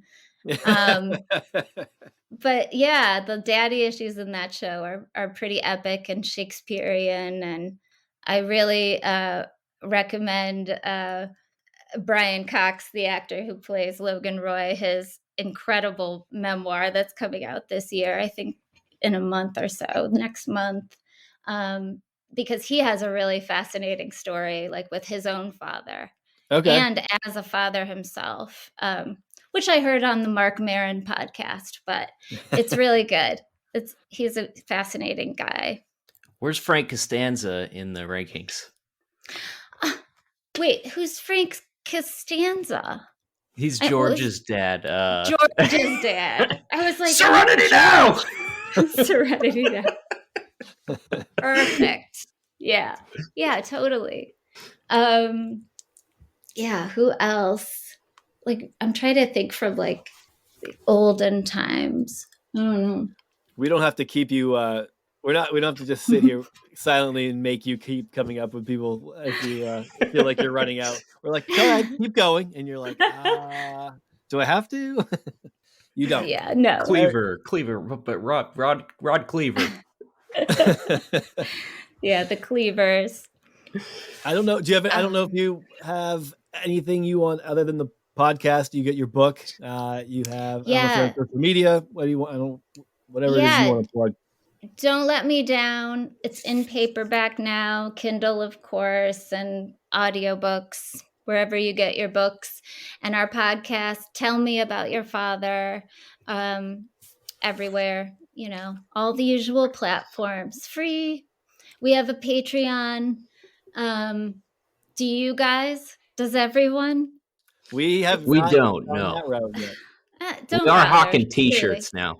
Yeah, we launched our first T-shirt today. Not when this airs, but genius. when we're recording it. Yeah, I'll buy a T-shirt. It's really important to. I'll hold you to it. Yeah, I'm definitely. sending you a link right now. It does say "Born Again Virgin" on the back of it, so I'm not sure you'll really want to. It's a tough sell. Oh my god, that would be amazing. It's built for ruining Thanksgiving. Yeah, Born again virgin. Limited Yay. quantities. We figured we shouldn't go overboard. We didn't want to order 1,000 born again virgin shirts because but we thought it was funny, so we rolled with it. We made a bold move for our first shirt. Good for you. So you got to do. Yeah. Well, it's been great talking to you, Erin. A lot of fun. Fascinating story, and talking to you guys too. Yeah, you do have a wild story. It's not fair that some people have all the good stories, so they get to write a book. Not really fair, Erin. I mean, I always. It's like yeah. A lot of these childhoods, if the more fervent the religious belief or the extreme. Maybe they didn't realize that it was extreme, but the more likely your kid is going to grow up and tell that story. Yeah, rebound. Going to write a book. That's what memoirs are for. Or start a podcast, or and start a podcast. Plenty of platforms to air your grievances these days. It's true. It's true. All right. Well, thanks everybody for listening, and we'll see you next time. Thanks, guys.